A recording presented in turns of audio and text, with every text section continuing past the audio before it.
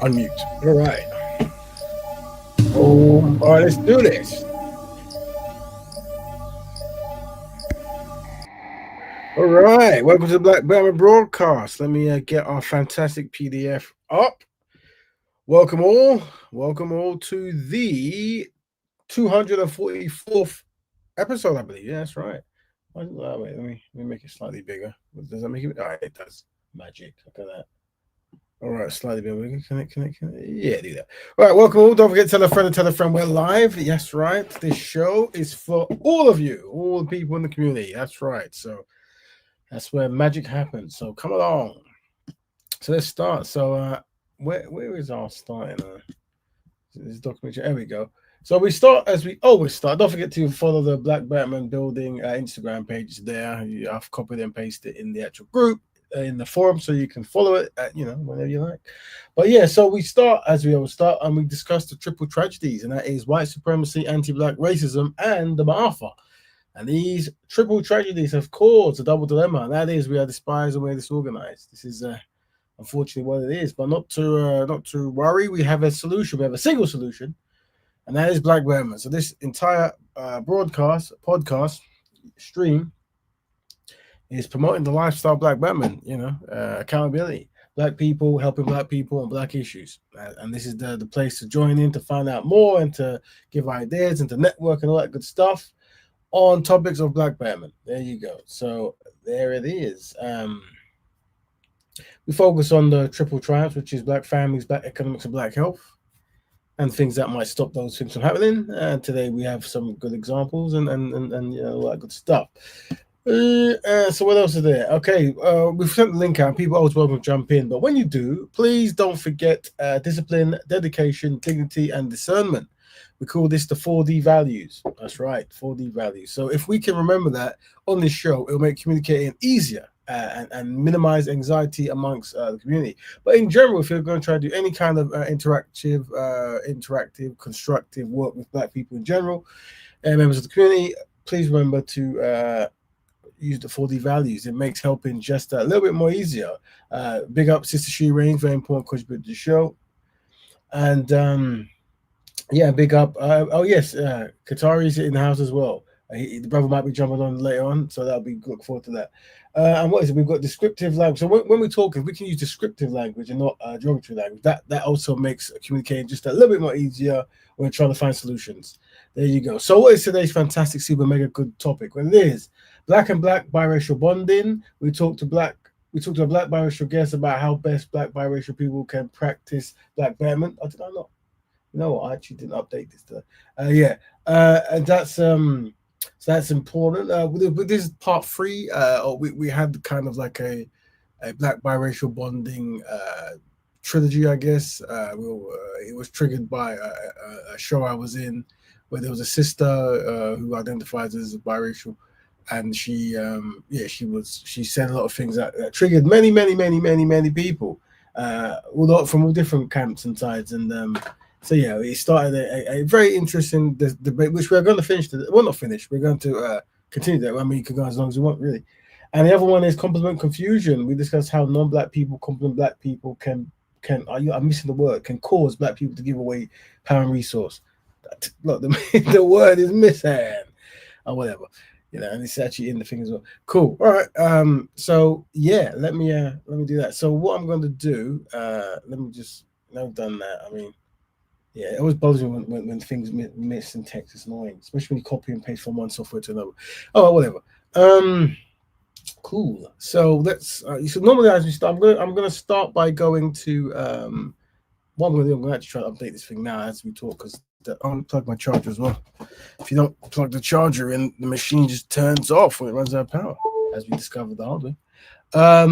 Yeah, so let me just quickly open this.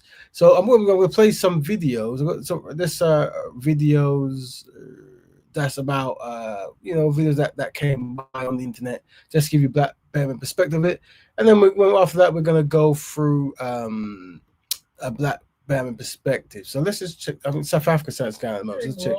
So I've got a few South African. Let's hear this first. So if you know, I think in South Africa there might be some European Boer Afrikaans. leaving South Africa to go to America.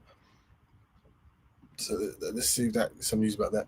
Going around on X, where this user is encouraging white farmers to salt the land before leaving to the United States. This white farmer by the name Rib van Janbeck encouraged all farmers to salt the land before leaving for the United States. Salting the land, especially with large quantities of salt, can severely damage soil and plant life, leading to reduced water uptake, stunted growth, and even death of vegetation, potentially making the land barren for a long time. High salt concentrations in the soil create a situation where the soil has a higher concentration of dissolved substances than the plant roots. This causes water to move out of the plant and into the soil, a process called osmosis, leading to dehydration and wilting. Excessive salt can damage plant roots, making them less effective at absorbing water and nutrients. High salt levels can reduce the soil's ability to absorb and retain water, making it drier and less fertile.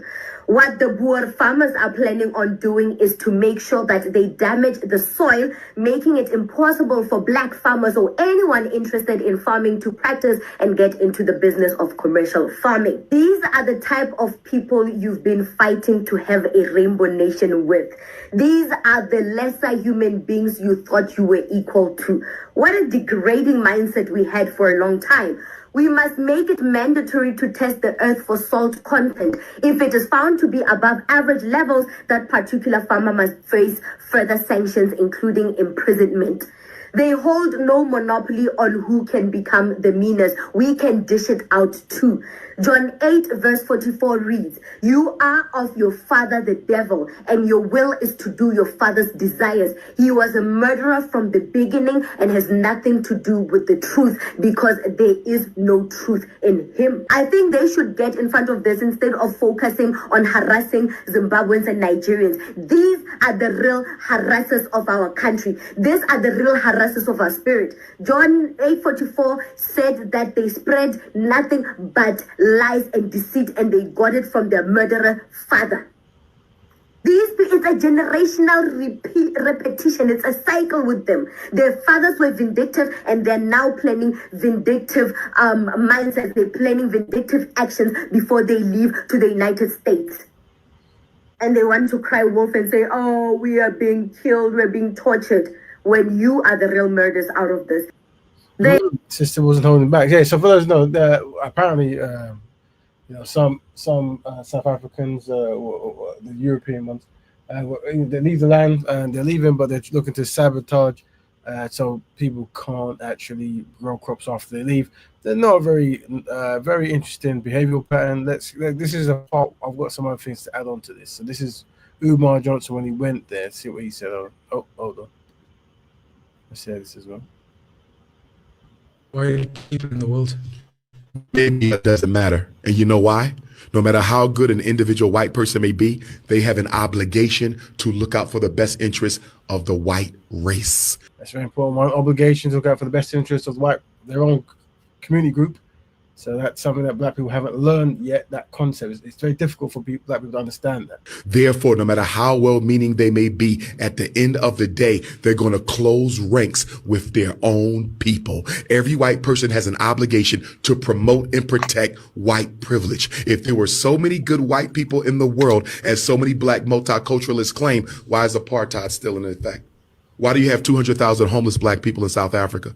Why are there 3,000 South Africans who own more than the bottom 32 million of South Africa? Why has the income equality in South Africa gotten worse since April 27th of 1994? Yeah. If you got all these good white people, we should see some structural evidence of their good deeds. Show me the good deeds of those good demons, and I'll change my mind.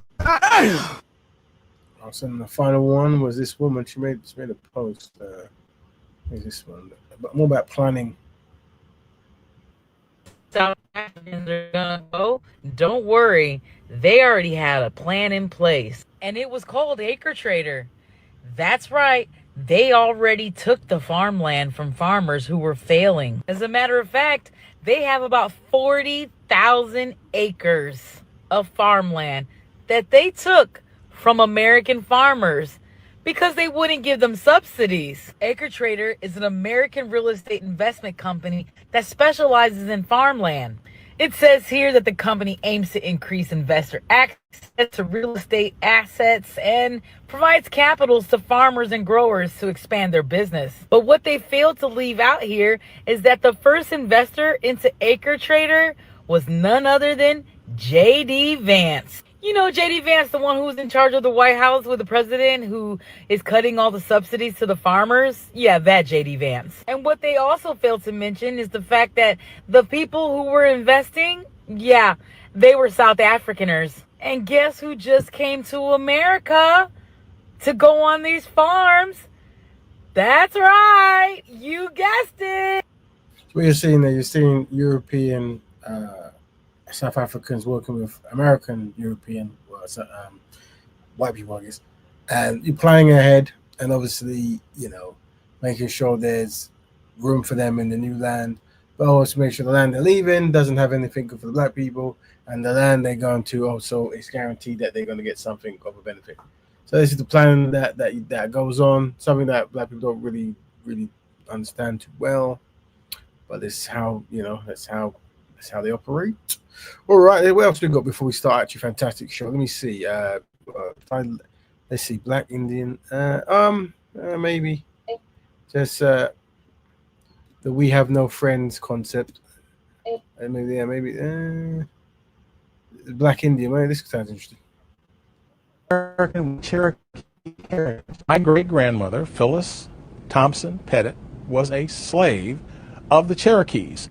It's a little-known chapter in American history. The Cherokees were one of 5 Indian tribes whose members owned slaves. So what were those slaves doing for the Cherokee Nation? They were agricultural laborers. There were also individuals who worked as domestic slaves. But in 1866, the Cherokees freed their slaves. They signed a treaty guaranteeing that all freedmen and their descendants would, quote, have all the rights of native Cherokees.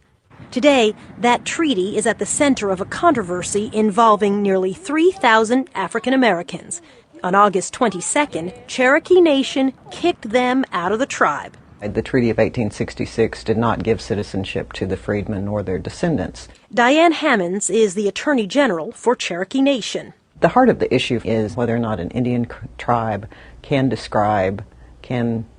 determine who is eligible to be a member of that tribe. In 2007, Cherokee Nation passed a law requiring proof of Indian blood to be a member. The proof is based on a record that was created a century ago called the Dawes Rolls. The freedmen say the Dawes Rolls are wrong because they were based on how you looked. If you looked black, they wrote Cherokee freedmen. If you looked not black, they wrote Cherokee. Many freedmen were of mixed Cherokee and African blood, but on the rolls they were listed with no Indian blood. Yeah, so there's quite a few, or maybe 2 or 3 main Native Indian groups that actually enslaved black people. It's very interesting, that dynamic, and I know Cherokee is one of them.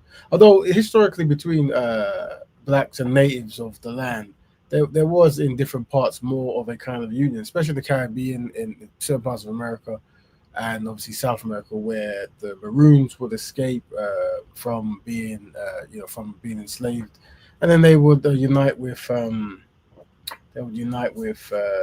indigenous people and form. I guess maybe I think the Cherokee one that was different. That was actually them getting enslaved people. I don't know, but I think in America there was the Black Seminoles. I think was it. Or is it John Horse or something? Horse was a black Seminole who was a leader there or something. My memory is not as good as it used to be. But yeah, so interesting thing there. But once again, they're showing you a lot of FBAs claim to be Indian. I think the whole FBA, for those that stands for Foundational Black American. It's a rebranding of African American that places more emphasis on Black Americans owning or being a part of the foundation of the building of America. Tariq Nasheed, he was the one who made it popular. I think he expanded it from a very important master teacher from Claude Anderson, who originally coined Native Black or Native American or something like that. Native Black, I think it was. And then I know there's the the descendants of what's it ADOS as well, which is what's that lady called? Cornet. I'm forgetting their name, Cornet or something like that. I'm probably pronouncing it wrong. Forgive me for that. But yeah, that's where that comes from. But interesting enough, I think the case study that would be good to do about that as well is the people who claim it goes throughout the whole the south to north, but you're more likely to claim you want to have Indian descent than African descent. That's something that's very interesting mindset that I'm interested in. That's just to see the numbers of that, because what you find is obviously people of the diaspora are going to have much more African descent than native Indian. Many don't have any, but I guess that's also something that Europeans do as well. Where they claim to be Native American, whatever it is. Yeah, interesting stuff. So what else we've got? The Incas was African and Indian. That's right. There you go. Let's see what else we got. Video file. We're going to start very soon. See if there's any more videos we play. This was a good one, but was this connected? This one is. I guess it's going to connect somewhat to our topic. So I'll play. This is Joe. But I saw. That's a very important thing. And this is trying to highlight the inadequacy of black men, but this does it really good this way. So let's have a look at it. That are pro-black, right? And then you date a white woman, and they're trying to figure out how are you pro-black, and you're dating a white woman. Ooh, Listen, when you marry be a white woman, or your generational wealth, your wealth is gonna go back to the white community. Not true. Because so this is interesting. The sisters with Joe Budden saying that if you can be pro-black. Obviously, if you're pro-black, when you start dating, your economics is going to filter into the European community. And obviously, this gentleman, he's very strong. He's got his European wife, and I'm sure they're going really well.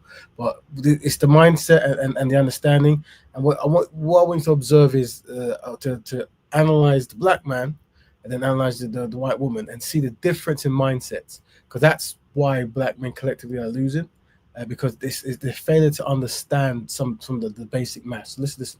Pro-black, if we want to use that term, because I'm definitely pro-black. How do we all feel about prenups? I wouldn't even consider a prenup. She might have more money than me too, so I don't really. Might need to go the opposite way. So there's a black man saying, "Look, I don't believe in prenup." He loves his wife with this kind of stuff. So anything he makes is his wife. So there you go. Pro-black, let's carry on. Joe? Absolutely, I would. She's made a joke. Absolutely, she would. But is she joking? Sorry. I have kids. Whatever we get together, it's different. Whatever I have from before belongs to my kids. I mean, respectfully, that's just the way it is. Same. I don't expect anything from you either. You know that. Never did. Wait. Keno's like, Wait, fuck, she talking about? When I have children. I was married before, so there's assets and things I have from before. That he can't eat off of. That he can't touch, look at. He won't be able to get. But he can't even look that way. Don't think about it. I agree. Because it belongs to my kids. But there are things where if I need what? No. Yeah, but it's her discretion. No. he's rethinking this. He just found that out. He did. I tell you this: anything I got, she would have to handle. She would have to handle because I think she would what? If something happened to me, anything I got, she would have to handle because I would trust her to make sure my kids. So you made her your executor? I would. I didn't say yet. No. You said. I said I was. Apparently, I don't fucking know. Apparently, we're getting one. This shit over here. So what we started is the brother identifies as pro-black, and the black sister was saying, there's certain kind of rules, criteria of what it means that you want to recover, fix the black community, that kind of stuff. And he goes, I'm pro-black, but I've got a European wife, and he's saying that anything I get is hers. When I die, she's gonna be in charge of my estate. And she said, listen, before I met you, I was married to a white guy, whatever it was, and I've got kids. And you can't touch anything that came before you. That's theirs. They've really got that sorted out. And then the other European ladies are, I agree. Yeah, that's that's their assets. That's their foundation. You can't really enter that. That's what I'm trying to say about understanding about like generational wealth, investment, all that kind of stuff. Black men are still on the kind of like they're kind of in like a Walt Disney headlock. It's like it's all magic and stuff, and it's like despite her really spelling out for him in the comical kind of TV way, he still doesn't get it. And this is what I'm saying about this is why we need much more stronger campaigns, because black men still will struggle to understand this basic kind of stuff of like what I mean, look, people could do what they want, but when you are claiming to be pro-black and you don't know these things, then we've failed as a community to actually break down what pro-black means. And how it's more than just a Walt Disney kind of marriage. So, go up to the brother. I wish him well, but it was a very good case study video. So now we've seen those three. We're gonna now start the show as we need to go. So let me see if my update has worked. Let's go to that. Can I do? And remove that. All right. No, it didn't work. Great. Add to that again. Yeah, I update it. Weakness, how non-black people compliment. So which one should I do first? Let me do the compliment. I'm just thinking which one will go on longer. So we can back and forth. Well, I'm going to talk about the compliment one. I've got a few videos on that. Black biracial bonding. Yeah, I'll show you the black biracial bonding. Let me do the compliment confusion one. And then jump on that one. So where does this come from? Let me see. What was I seeing to bring up this topic?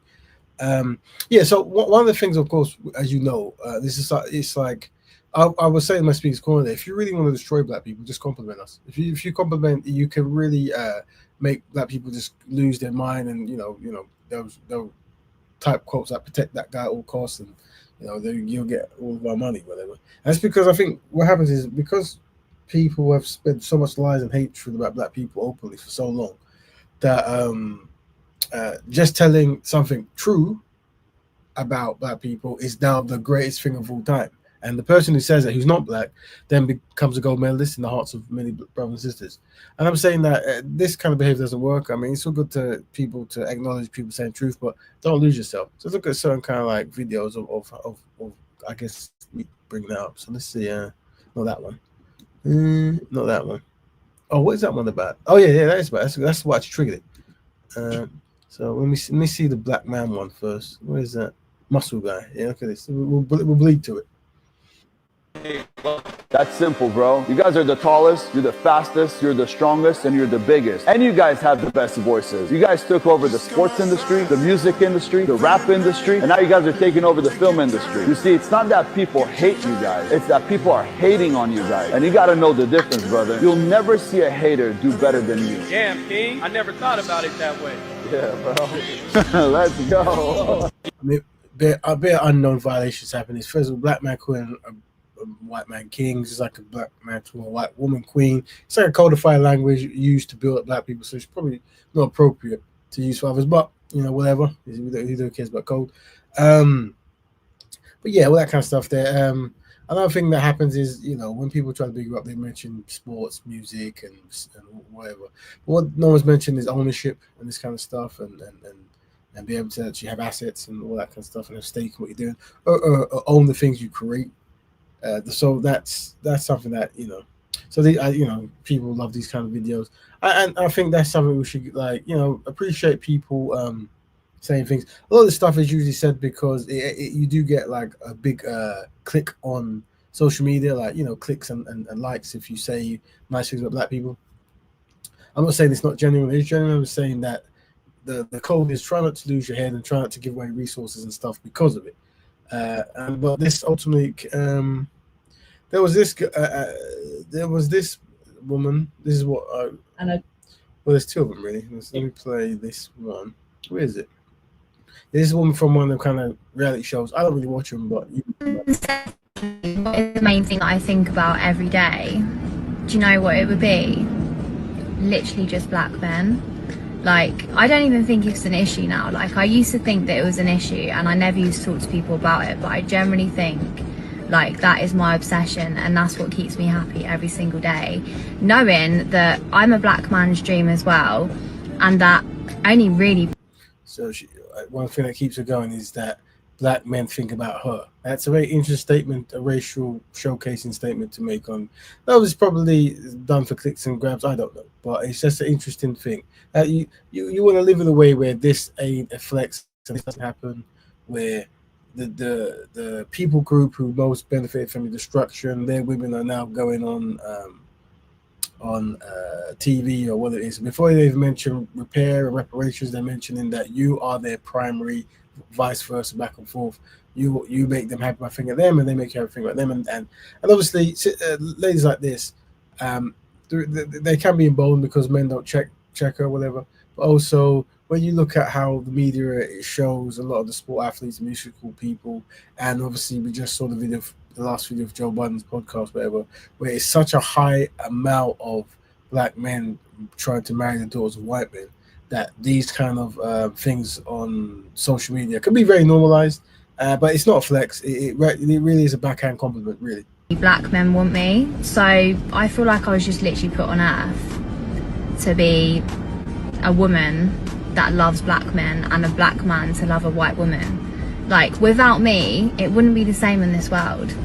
I'm here for the black men, and the black men are here for maybe she's trolling a joke, and I'm sure she is, who knows. But either way, it's these kind of jokes that don't really go down. me.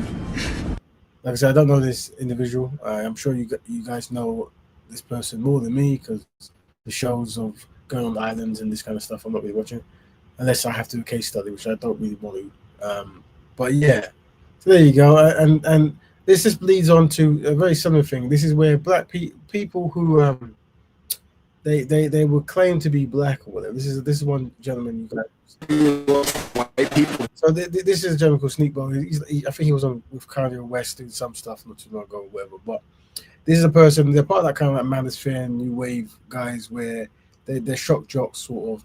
But there's a thing where, you know, like in the black community, you can give harsh criticism. You can like not hard, but you can be like tough love, like you guys need to do better what it is. But some people reverse it. They use it more as kind of like an offensive tool to mock black people. I think people like this, when people ask him where he's from, he says his father's Haitian. His father might be a European Haitian. I've seen a picture. He doesn't look like he's descended from enslaved people, whatever.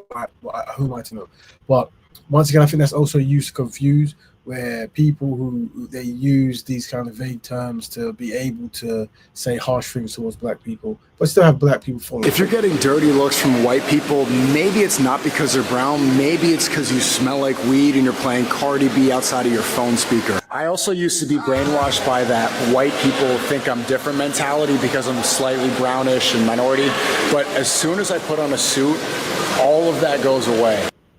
Yeah, so it's kind of like another, it's like, oh, I'm trying to give you advice, but really it's not. It's more mocking and really kind of sucking up to European society, whatever. Yeah, and these are the people who they get usually invited to cookout quite a lot, whatever. I think I've got one more. Let me just check before I guess this. I was invited to this thing as well. Hold on. So this one as well. This is I guess trying to pick up black men. I don't know, but I responded to this, and the guys asked me if I wanted to come to the show. But it's based in Birmingham, so I said if I'm in Birmingham, I'll come down if we can play it. But I'm not gonna just come up any time now, but maybe. But this is the show's called. I forgot what the show's called. I'm bad. It's too small to read. I can't see, that's too small, sorry. And I do see a lot of black women that will hate on a black man for dating a white woman. But if a white man dates a black woman, he's almost praised for it. I saw a guy the other day and his account was man seeking melanated women. And he had like 300,000 likes. If I was to post that, I would absolutely be slandered. And I don't think there's anything wrong with anyone dating anyone, because we literally fought for unity and fought to be able to love each other. You do see like the contrast. Who fought to love each other? What just that, if you could find out. I think I invited this lady to talk on something. I can't remember. Maybe she'll be there if I go there. But who was fighting to love each other? That's interesting. When a black man dates a white woman, I'll get comments saying like it's a fetish to you. Like what? I can't just love somebody. The world is full of hypocrites. If we want equality and we want everybody kumbaya, you can't be mad. If it's not kumbaya and everyone's separate, then cool, be mad. Yeah, so that's usually like the narrative of black people and stuff, like kumbaya, and you can't be mad, this kind of stuff. And that's why a campaign of like priorities of what what works best for that community. So anyway, that's me talking about complement confusion. Complement confusion, yeah, complement confusion. Sometimes a compliment really makes black people just lose focus of what the goal is. Um, or people try to rework that you're trying to be divisive or whatever. I think it's more so understanding what you're trying to be. But I think we even showed some Asian guy who was talking about black women, really protected him and he loves black women, whatever like this. And yeah, that's good. That is good. But I don't know. Sometimes I think this stuff is more done for clicks, and no one really is talking about some of the issues that goes on in the community when it comes to undermining black progress and this kind of stuff. And no one's really. I think that's another thing. A lot of blacks, more so black men, they don't really understand sometimes like some of the things that goes on in some of the communities when you're not around, and that's actually more of an important thing to say. Like, let us know what your community is doing against us. I think that's what we just saw the South African thing, didn't we? Where South Africans were leaving South Africa to go to America, but allegedly before they leave, they thought, let me destroy all the land so the black people can't actually have farms. So that's more important for us to know. And considering South Africa, the whole white supremacist agenda was modeled on America. So they looked at America and they said, look, we're going to take as much as we can. And the only thing they changed was the one drop rule ideology. They said, I think they were saying something like the problem with having white people or Asian people, whoever, be with black people and calling black people, is you then create a bigger black people in the voting ring. So it's best we try to divide people as many ways as possible. That way, it's easier to manage the group because we are the minority. So once again, strategy. That was your strategy and stuff, and very good at it. And they're still doing practicing strategy as they leave, even though it's what was it the brother says, unethical code of conduct strategy. But nevertheless, they're practicing it. There you go. So that is compliment confusion. I don't know if you guys see that on the internet, where black people are complimented, black men may be complimented by a white woman, or vice versa. And also, what? I also saw this as well. Let me this is actually, did I not label this? There was these uneasy kind of videos, and if it's just me, shame on me twice, whatever. But where is it? And I do see I'm just see if I can find it. Oh yeah, things like this. Things like this. I'm sorry if it's a bit inappropriate, whatever. And this, obviously, I'm talking about social media. Okay. Just like a black woman, she's picked a European white husband, whatever it is, but they make this kind of post. Okay, boom. Get off of me. Get off of me. Go to the She's just the prettiest little princess ever, isn't she? Isn't she so precious? Come here, baby. We met. We're gonna talk about our first date at the same time. Okay. I love you. I love you too, Christopher. Doing good and everything. Mm-hmm. I just want to make sure that she's happy. That's what keeps us going. Because in this moment, what we're doing, we're just chilling and just hanging out and doing. I don't get a lot of Get Out vibes, but once again, it's just probably me. I think they've edited in a way so they're showing you all the kind of the signs. want that though. What? I love you. It's a bit. Once again, maybe this is how people live. Who am I to say? But it's a bit awkward. And it's okay that you're a brat. Oh. I love you no matter what. I love you. He said it's okay that you're what? Did he say? What did he say? Was that a joke? No matter what. I love you. I love you. And it's okay that you're a brat. I love you no matter what. I don't know what it means. I have no idea why they're posting this. Yeah. I mean, are you fucking crazy? I also saw another sister from. I have to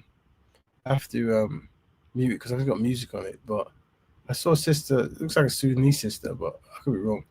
It's just like different. Maybe this one. Let me stop. No, don't want to get any strikes. Yeah, I think she's just feeding some guy who looks slightly drunk, or maybe he's not. Maybe he's in love. I don't know what this is. And obviously the comics people are shooting off. Now, especially the darker this is going to be, the more you're going to get the white supremacists jump in the comments and go mad. Yeah, I don't know. But once again, just me, and people go, let people live and all that. I'm like, all right, cool. Just noticing things. You know, maybe I should bring this up on the next debate I do online that cause another controversial. So let me remove that. So anyway, that's me unpacking. What was it? It was compliment confusion. You know, compliment confusion. So we're gonna go to black and black. With this part 3, black and black biracial bonding. We talked to a black biracial guest about how best black biracial people can practice black Betterment. Raven, are you married with children? Oh, there we go. It's Bro Foster. There you go. Yes, I am. I'm on my way to be that way, Bro Foster. Are you as well? And Bro Foster, did you say that you are you are? I can't remember if you said do you marry that you only marry. I don't know what did you say who you would only marry a biracial person? Because for those know, Bro Foster's a biracial brother, and he wasn't best pleased with some of the stuff. But we actually do have a brother who's gonna jump on, and he did invite you last week if you wanted to jump on. Do you know what I mean? So yeah. So all right. So but Foster, by all means, you can jump in and explain any kind of philosophy you want. I mean, you can. I think Robert Foster sometimes gets angry when we talk about the need for black men to marry black women and economics and stuff like that.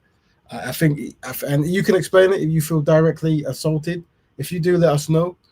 You're always welcome to jump on the links there, and you can come in and you can ask any question you like about my dating habits. I mean, once again, even if I am the world's worst dater, like women just despise me, they think I'm grotesque, and oh, he's so ugly. That wouldn't change the collective concept of what is best for black people. You see what I'm saying? So whether I am the best or the worst at finding women, or women finding me, or I've been divorced 1,000 times, or whatever it might be, that wouldn't change the fact that constructive black man, a constructive black woman, a constructive black family. And that's where you're going to struggle, because I'm going to be always talking to you about collective concepts while you're going to be talking about individual mindsets, right? But you're always welcome to jump on to let us know why you are motivated by certain things, and if there is a solution-based stuff that we can, approach.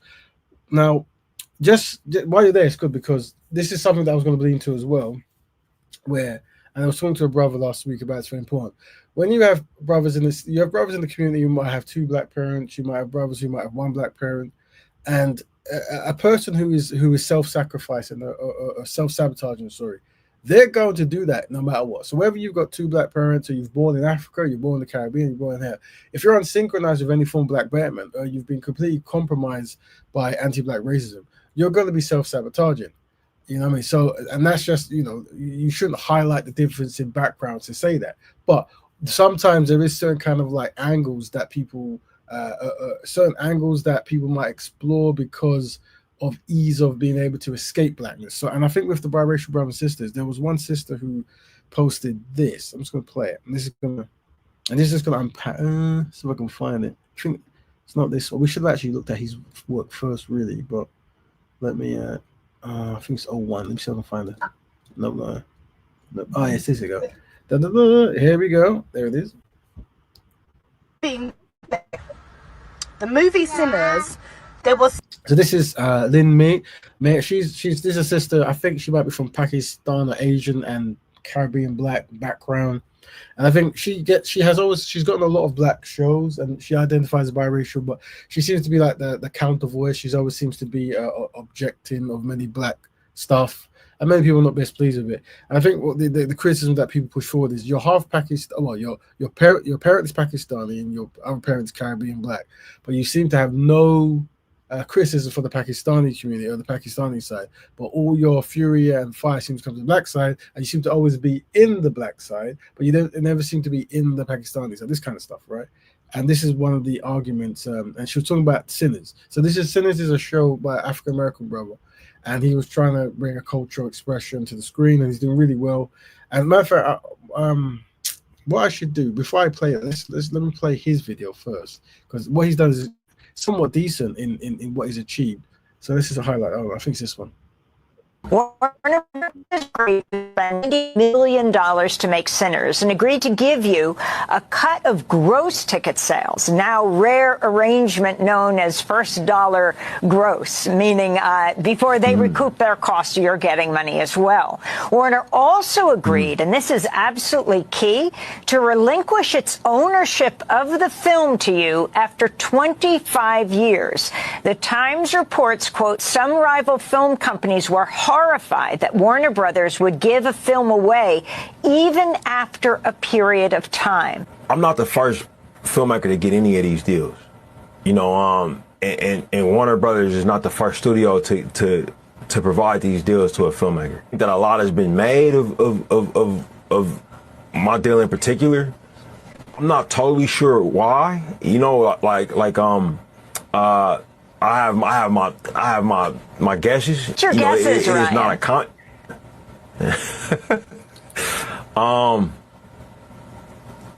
This is direct to the cinema movie, brother. I did not say. This film was very important to me.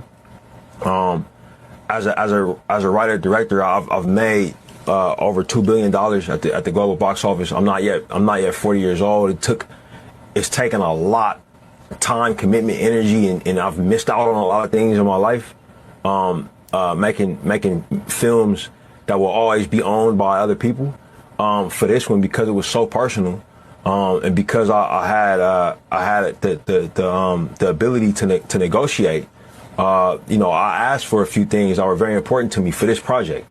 So the brother made a film. He wanted to be more self-expressive in the film. He wanted to have more of a cultural element in there, and he managed to get a deal with very few directors get, where he owns the masters in 25 years, and some other things as well. He got as well.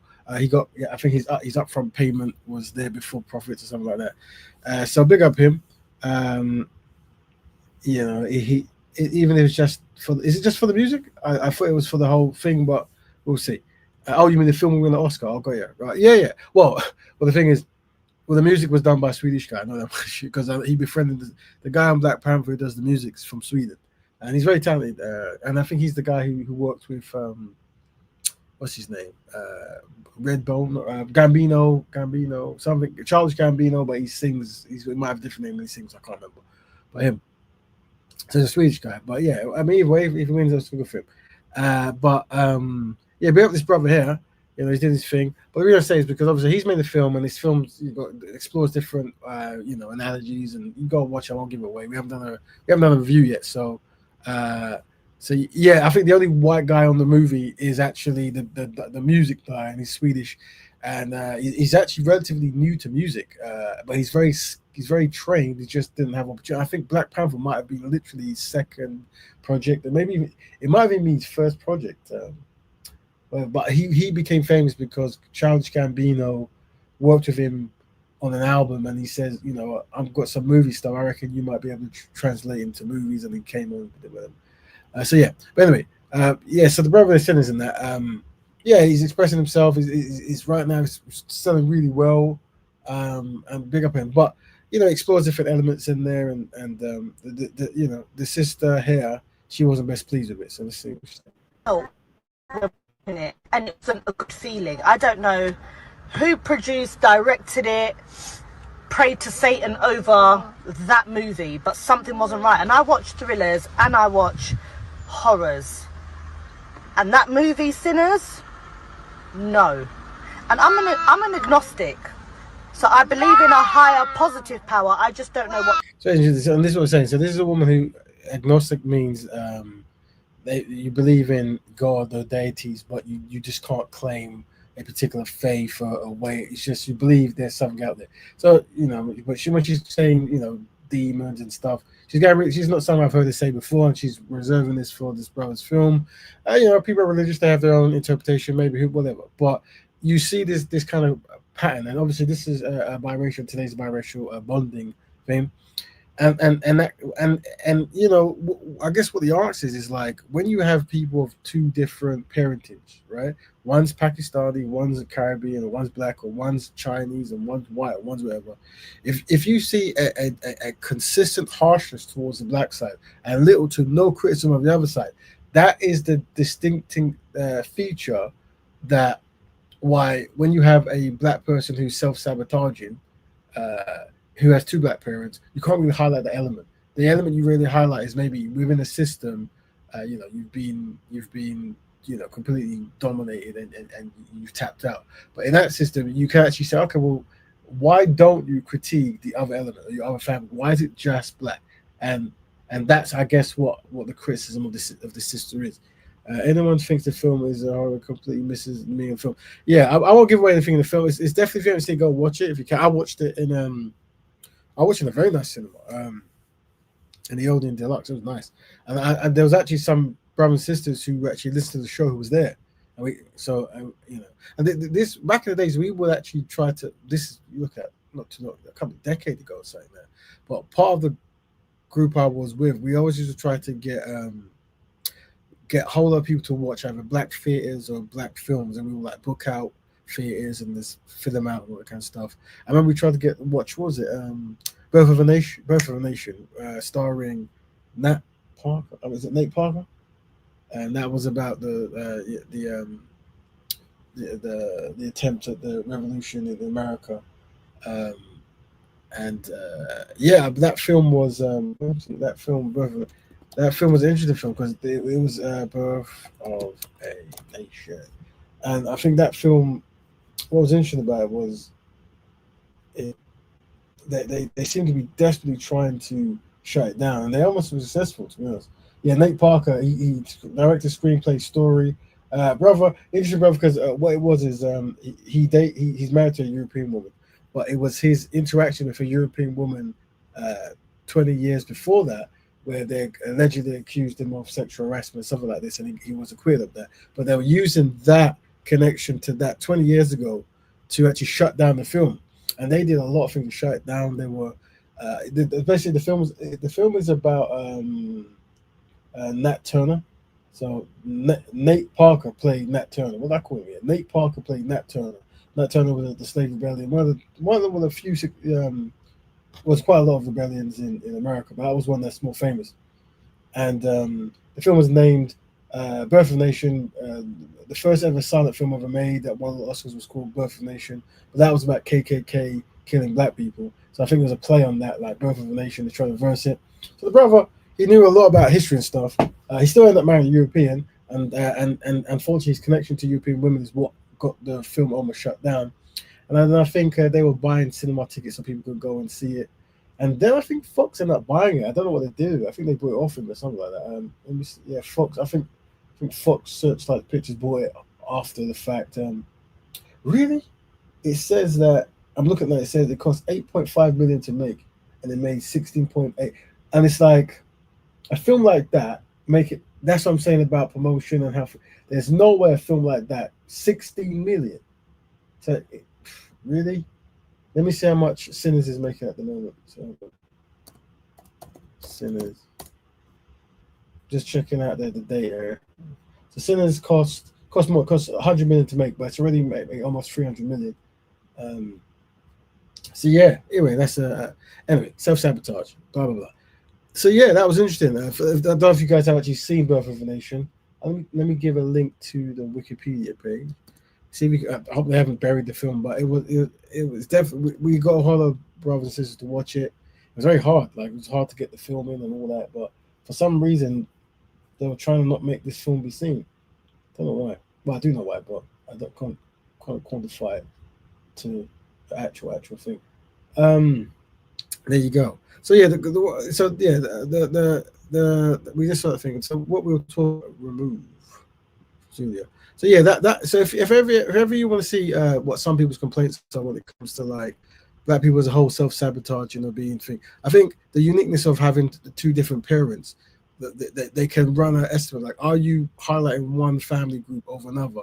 And that's something that should be called out. Like, if you're from two different backgrounds parent-wise, and you spend half your time mocking the black or making fun of the black, but you never make fun of or you mock or critical any critical element towards your other side, then this is problematic. And I think that was also the question that in the show I was in that caused this biracial bonding kind of show. I think the same argument was done towards a sister there, where she was very heavily critical about black people and calling black men scary or dad scary and this kind of stuff. But there was almost little to no criticism about her European side. There was even supreme compliments saying that her European mother, who was from Angola, no, from Portugal, is more African than Caribbeans, Americans, and Africans born in Europe. Whatever. So it's just interesting that so this is something that we have to really highlight. Like what, and obviously, like one thing we do have to remember that is an unsynchronized member of the community is always going to be unsynchronized, whether they are born in Africa, born in the Caribbean, born here, born in the foster care, born with one black parent, born with 4 black parents, whatever it might be. If you're unsynchronized, if you have been conditioned to be self-sabotage, you're going to be that way. But once again, we do try to do deep dives and we try to get to the core of why someone is. So if you are like if you are married to someone at the community, we will look at that aspect. Like is being married to someone at the community, does that have certain pressure that will make you more self-sabotaging in certain areas? And if you were raised by Europeans or non-black people, could that have a impact on how you view your community or the black community? And all this is important because it gives us the tools needed to be able to correct some of the errors that we see, or the self-sabotaging. Like, I mean, look, I'm not here to speak on the defense of sinners. Good, good film on that, and I don't know what goes on behind the scene, but it just seems like is to start invoking saying, this is a wicked film, demonic film, and I had a bad feeling. Maybe she did, I don't know, but I wonder if she still feels the same way about Bollywood films. I don't know. Who knows? But she's always welcome to discuss. On Monday, we might have like a massive, big biracial bonding. Maybe Black British biracial bonding could be the thing. Black British, Black. Try to say that fast 4 times. Black British biracial bonding. Maybe we should do that. I should run that show. Maybe just get on one side brothers and sisters who are just highly critical about black people in the UK and they don't feel connected or whatever it might be, and the other half pro-black Pan-African or pro-black biracial brothers and sisters.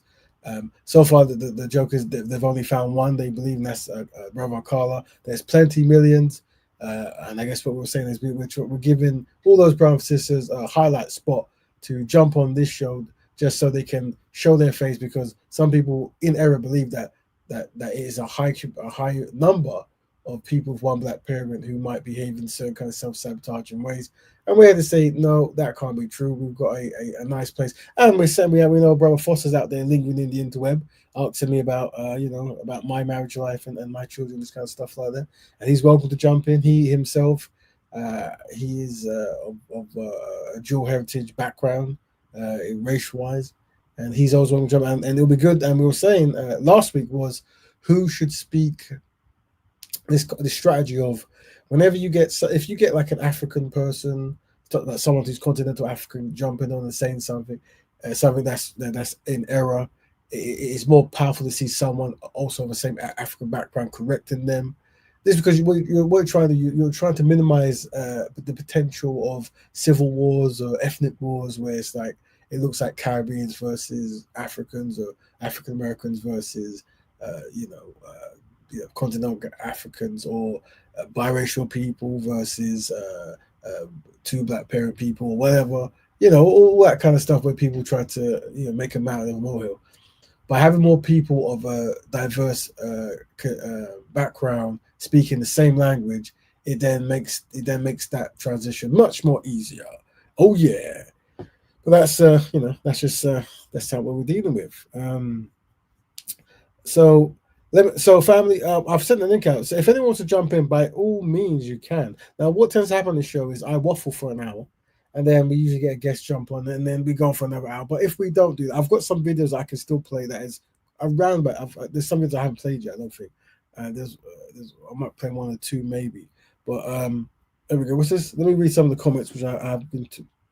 Birth of a Nation is a good film, highly recommend it. Big up Simon Harrison. Yep, it is a good film.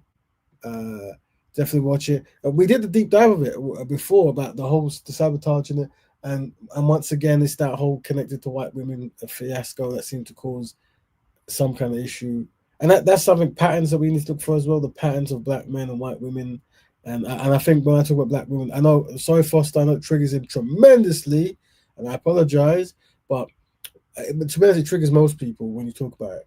But like I said, the most important thing about Black Betterment is black families, black health, and black economics. So these are the things that we're always going to bring up. And if we see patterns of black men falling for non-black women, and that then causing them to lose tremendous amount of money, I think there was that issue with Shannon. I saw a post on a thing the other day where it said Shannon Sharp, he gave 10 million to an OnlyFans European woman for whatever reason it was. He made some. It's a very good quote. I should write that. He made the OnlyFans, 20-year-old OnlyFans white woman, more richer than the majority of black people in America. Just like that, and he's never built a school or anything like that. Not that he has to build a school, but it's just interesting that that's the kind of thing you want to watch out for, really. Where your behavioral patterns can really land you in trouble, and it's patterns, isn't it? That what's that brother? Jonathan made. Speaking of sinners, I don't know. Let me check if that's even true. I didn't check. I want to say it's true. I was told by reliable sources that if I can look in the small print. So in the Sinners movie, I'm not going to give anything away, but obviously there's twins in there, whatever, and one of the twins was going to be played by Jonathan Major. I want to say that I was told this. I haven't researched it properly myself, but because he was seen chasing the UK lady, because he was seen being chased by her, and it was reported that he or she was beating him, or she had marks on her face. I think she dropped the charge, but apparently I was told that he wasn't considered for that film then. I'm trying to see if that's true. Let me type, was Jonathan Majors going to be in Sinners? Hold on. Was Jonathan Majors going to be in Sinners? Let's see. Could be wrong. See if the Wikipedia wizard. No, Jonathan Majors was not going to be, but this is the algorithm. So whoever told me that, I'm going to have to ring you and say shame on you twice. There are some people saying he should have been in it, but I don't think he was meant to be in it. You look at, maybe, I don't know, let me see.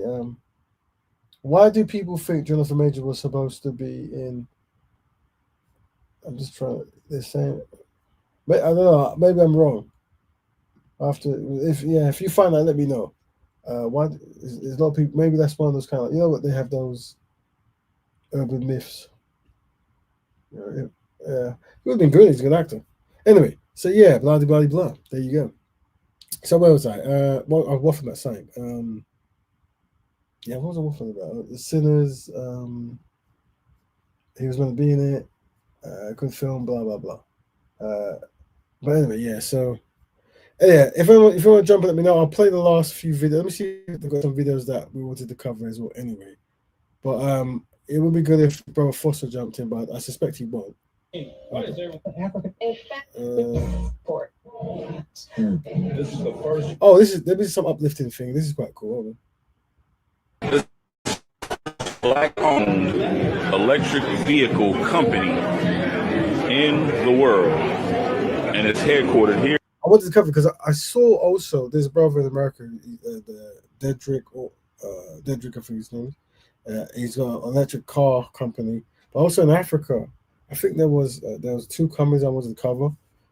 This about car manufacturing stuff. What's the text said? We've got read it. I don't know how it is in the UK, but thus of us who operate as mixed race people are just simply biracial. At least here in the US, you must be thinking of biracials who see themselves as black. Unpack that, bro. So I'm probably reading it wrong. I don't know how it is in the UK, but thus of us, you probably said something wrong, who operate as those. Yes, there you go. Those of us who operate as mixed race people are just simply biracial. At least here in the US, you must be thinking of the biracials who see themselves as black. Well, the one part what you mean by that. This is interesting. So yeah, in the U.S., the race classification says that if you have one black parent, you're black. In the UK, that's kind of how it was as well. You had IC3, and which in the UK means you're black, and that was for it was down to your lineage. So they would said black Caribbean, black African, and black other. Maybe it was just black African, black Caribbean at first, and became black other. But then what happened? They started having the cross thing where you could have European ancestry and African ancestry. I forgot what the code was for that. So here, as of recently, things have changed here of how people can identify, um, and that's the thing. And now that's a thing of how people identify.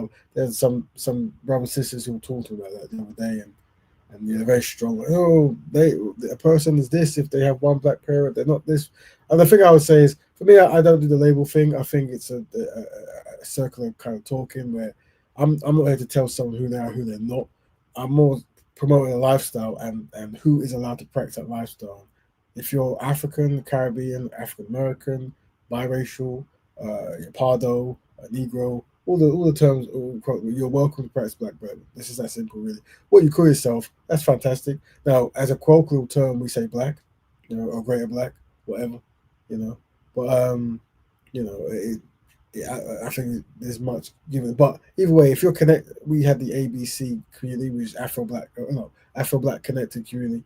If you're a part of the black community, you're welcome to do stuff. But their interest is self-sabotages, no matter who does it. If you're self-sabotage, if you're going on TV and you're just sabotaging things, then we're going to call you out because it's not cool. And we do want to understand why is someone doing that. Those, yeah, I worked out it was those. Yeah, I don't know. Yeah, wait, right. So where are you from? What? I mean, wait. So do you say? I don't know how it is in the UK, but those of us who operate as mixed race people are just simply biracial. What does that mean? Does that mean that in where you're at, you identify as biracial? Um, at least here in the US. So you're in the US then. You must be thinking of biracials who see themselves as black. Yeah. Yeah. That. Yeah. I guess the area of interest is in the black community. Biracial people being there who seem to represent blackness, but as in on some kind of show or comes to social media, and they're using that as a weapon to undermine black progress, and that's something that is interesting. And we see a bit of that in the UK, where and I guess that bleeds into that concept where it's like you have one black parent, one other parent, but you spend so much time heavily criticizing your black parents' community group, but you spend little to no time criticizing the other parent group. But in history, you tend to find that any person who black people marry into, their community has had a history of destroying black people. There's very few people groups that black people marry into that don't have a history on some degree of trying to destroy black people completely. You see? And that's either true or not true. And unfortunately, you find that most people who are the most radical in their stance are black historians, because everywhere you look, there's pain. Everywhere you look, there's hatred. So, and that's why when I know about Foster Dunn's triggered by this kind of stuff, but that's why I have to look at the case study of black men marrying white women, because if we understand that the Dole test says that black people hate themselves the highest, unfortunately, and everywhere in the world we get the same results, unfortunately, that means in something as basic as picking a partner, that process could manifest then or will manifest. So that's why you have to look at these things on that level, and also think, wherever do you observe where one group has spent hundreds of years destroying another group, but that group is the primary love interest from a mainstream standpoint of the other group? No one is researching this very important stuff. And when we understand that community wealth and marriage and stuff is part of how communities get by, then you realize that maybe we're missing a trick here. Could be wrong though, but I suspect we're not. Sounds like classic separation tactic and label identification. Yeah. So yeah. So and that's enough. I'm trying to find that video about labels. It was let me see. I'm trying to find it. If I can find it, maybe Sabi. But Amos and Wilson, very important brother. He passed ancestor really, an elder. He passed away in 95, so at 53, young man. But I think his voice and his work, I want to say he's probably one I've heard the most in the early 2000s and late 90s. I remember his voice very distinctively. But there was a video I saw of him saying, "Oh, there's a new classification of taking of I think mixed race or biracial," and he says, "I think that will be a technique used to divide black people, because obviously back then they never had that." So he was quite onto like, could this new way of labeling people cause another division, you know? And that, people are always very wary in the black community when new labels come in. Could those new labels be used to divide? I think, especially in America and the Caribbean, but America as well, with the African American community, there's many new identities that came out, or reclaim of old identities. So there's identities based on religion, or certain types of religion, or certain type of cultural things. And I think the trick is, regardless of what you call yourself, you know, whether you're Moorish or Islamic or Hebrew or native Indian or native black Indian, all these kind of amazing words, you still recognize that, you know, you are connected to other black people who might label themselves differently. So how do you work together to practice black family, black health, black economics? You know what I mean? So interesting stuff there. Let me carry on playing this. Sorry, I got sidetracked. This is Derek's automotive locomotive kind of Atlanta-based electric car company founded by Derek Bailey. There you go. Press play, please. Here in Atlanta, and here, this is not a prototype. This is actually on the market right now. The Amani is actually the Avani. Is actually available to purchase, the first black-owned electric vehicle on the market. Hey, it's Miguel Lloyd, and I have the pleasure here today to sit down and talk to Mr. Derek Bailey with Derek Automotive Technologies, brother. My Good pleasure, to see my you, friend. man. Absolutely. And so, had the pleasure of coming by here and seeing this technology a few weeks back. I said, I got to come back here. We got to grab some cameras. We got some stories to tell. I appreciate that. Yeah, absolutely. I walked in and I saw this beautiful car, and I said, hold on.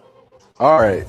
And they said it's a black-owned electric car company called Avani. Tell us about your vision and what you're doing here in this industry. Oh, well, actually, we're trying to transform the industry. I mean, basically, electric cars are great, except for one little thing. No one likes to charge them. Right.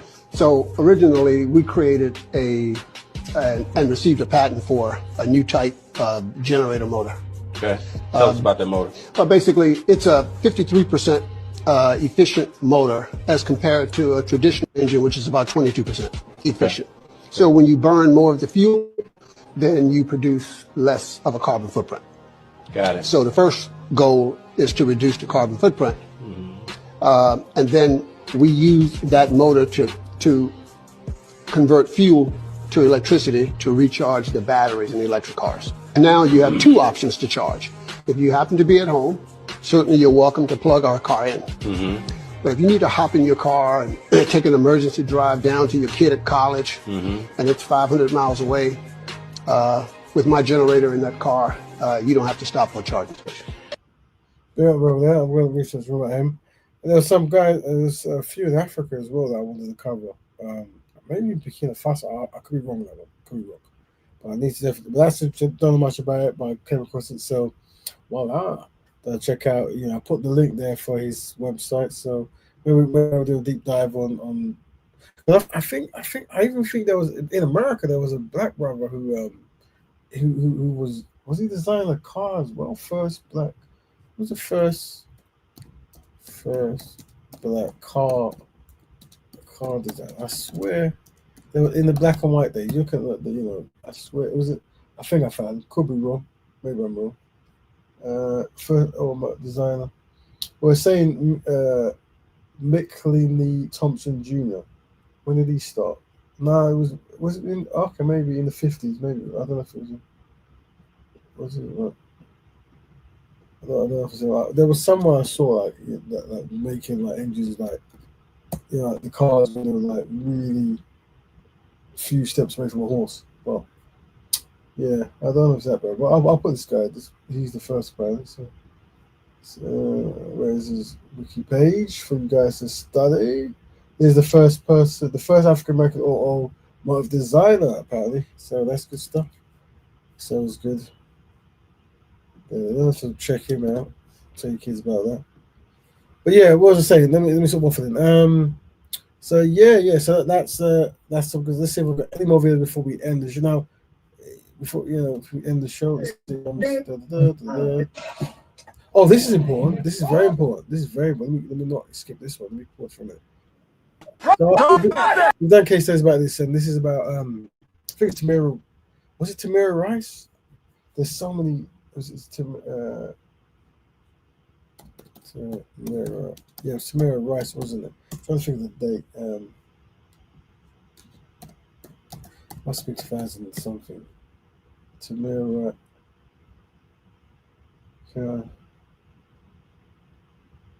Yes, it was Tamira Rice. Yes, it was. They say it looks a lot like. It was 2014. So it looks like it's terrible. We won't show it. That we did a case study on it, and it was just basically it was a young guy in America, 2000 so if he was born 2002, he would have been 12. Right, he would have been like 12. So this 12-year-old boy was playing with a toy gun that you buy in the shop, and the police just pulled out and shot him. They didn't say freeze. They didn't give any warning. They assumed a child of 12 had a gun, and they didn't even think like, let me go behind us and go put it down. There's no law against playing with toy guns in America. There's no law playing with toy guns anywhere. But that was the mindset then. But this is now in America, 2 European children.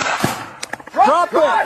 Drop it! Go ahead and put it down for me, okay? You're not in trouble, but you have to drop that and come talk to us, all right? See if there's a magazine inside the magazine well.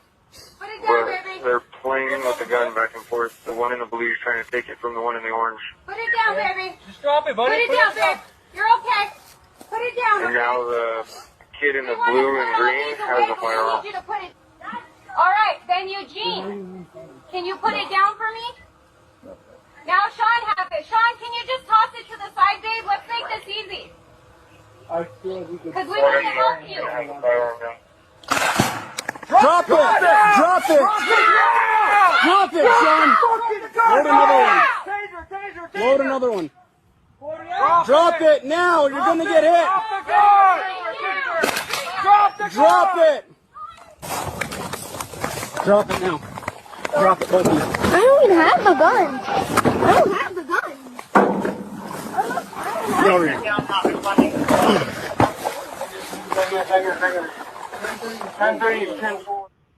So what was to see there was 2 young white kids. I mean, we've got other videos of similar things where they actually somehow get a hold of a loaded gun.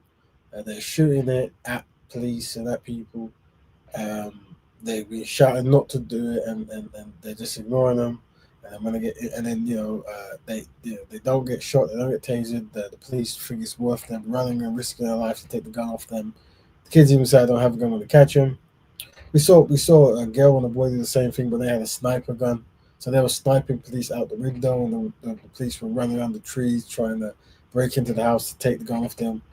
And this is a luxury that unfortunately, especially in the States, many black children not afforded, and the police might kill those kids and get away with it. There's obviously scenarios where police break into houses trying to arrest someone. They get the wrong house, they end up shooting the kid in the head because they thought the kid, a kid who was 6 or 7 was sleeping. They shot. There's crazy stuff.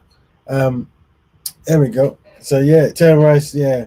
He didn't get a grace. That's right, and that's why I think. I know it sounds very harsh or not harsh enough, but if that reality being out in the world, that's why you want to focus on Black women. You want to focus on fixing Black issues, being with Black people, because the world isn't ready for that kind of unpacking of what is it that Black people seem to be going through. It's a very challenging thing. Bro, for separation tactics, the black community is mash up regardless if mixed race people are involved with it or not. Yeah, bro, Foster, no one is blaming biracial people or mixed black people on the challenges of black people. The challenges of black people come from one, anti-black racism caused by non-black people, but more so white people, white supremacists, while the other part is us not unifying. That's why we practice black Betterment, you see. So it's very important that we do that. Welcome, brother Qatari. Welcome back for the third time. It's always good to see you here. Yes, big up King, big up Raven, big up everyone in the building, big up Foster, big up everybody with the questions as well. We're gonna get into it. Yes, we're here now. It's always good to see the brother there. So let me just get rid of this video here. Very shocking video, but very important. We're going to unpack that at some other time. Just the bias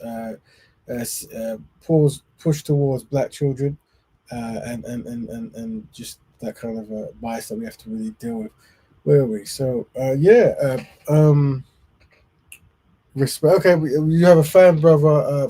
Brother Foster. See, is hopefully he'll connect with you on a level because he doesn't seem to connect with myself or any other people on the panel. But he's always welcome. He's a brother himself, and he's always welcome on the panel to express himself. But what we do like about the brother, he does give a contrasting opinion, which allows us to deep dive and unpack. Did you mention Tamir? We did mention Tamir Rice.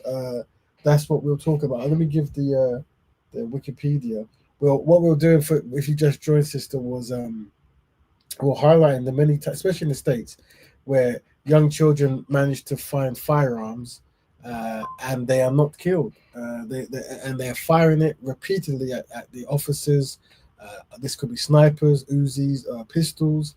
They're shouted, drop the weapon. The fact they're afforded the fact to drop the weapon, they're shouted. They fire numerous times. They say they don't have a gun, even they're shooting. But yet the police will jump through windows, jump through bullets, jump through the dirt to take the gun off. But in Tamir Rice's case, and so many others as well, they were not afforded that. They just, he's got a gun, kill him before he kills. And there was no one around apart from the police person who drove it. He didn't have to drive in. He could have stayed back and shouted. So it's an interesting thing. I'll give the case. We did a case study before, but that's also we are also unpacking. We discussed how non-black people compliment black people and can cause black people to give away power. Yes, we also looked at how complimenting black people sometimes, what's the word, depowers us. What's that word when you're no longer suspicious? Or you're over something. Maybe it's getting late. But one of the issues with black people taking compliments from non-black people is we lower our defenses and we up our trust. And it's something we don't necessarily see within amongst ourselves. And if someone goes on the internet and they say something of a complimentary nature, we might lose ourselves and just forget our place and forget what we're meant to be doing. We showed an example here with this one here. I'll show you. This is just an example. I was more so interested in the comment section of black people being extremely best pleased with these kind of compliment. Where is it? Muscle man. There we go. This kind of stuff. That's simple, bro. You guys are the tallest, you're the fastest, you're the strongest, and you're the biggest. And you guys have the best voices. You guys took over the sports industry, the music industry, the rap industry, and now you guys are taking over the film industry. You see, it's not that people hate you guys, it's that people are hating on you guys. And you gotta know the difference, brother. You'll never see a hater do better than you. Damn, King. I never thought about it that way. Yeah, obviously, I don't know what they're promoting there, but first of all, black men call another non-black men king or black women queen, non-black, yeah. There's a reason for that. We unpack the history of that. So it's best to not do that. But then, you're free to do what you want. But yeah, this kind of like, yeah, you're the best, you'll win that sport, you win that music, and I'm like, yeah, better advice is what we really need is let us know in your community who mistreats black people.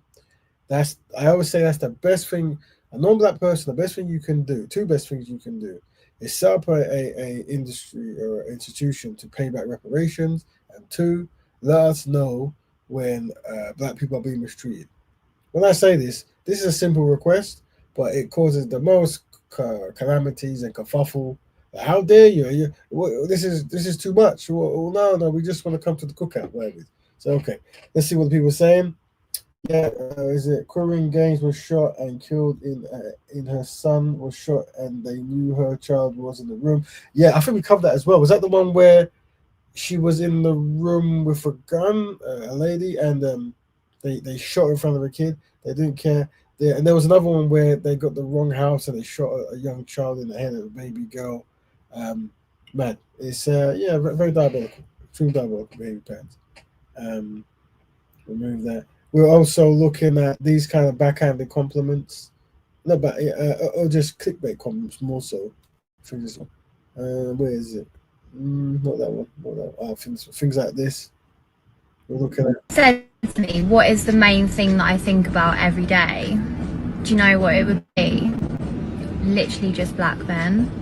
Like, I don't even think it's an issue now. Like, I used to think that it was an issue and I never used to talk to people about it, but I generally think like that is my obsession and that's what keeps me happy every single day, knowing that I'm a black man's dream as well and that only really black men want me. So I feel like I was just literally put on earth to be a woman that loves black men and a black man to love a white woman. Like, with So there you go. Backhand compliments and also causing clicks and confusion.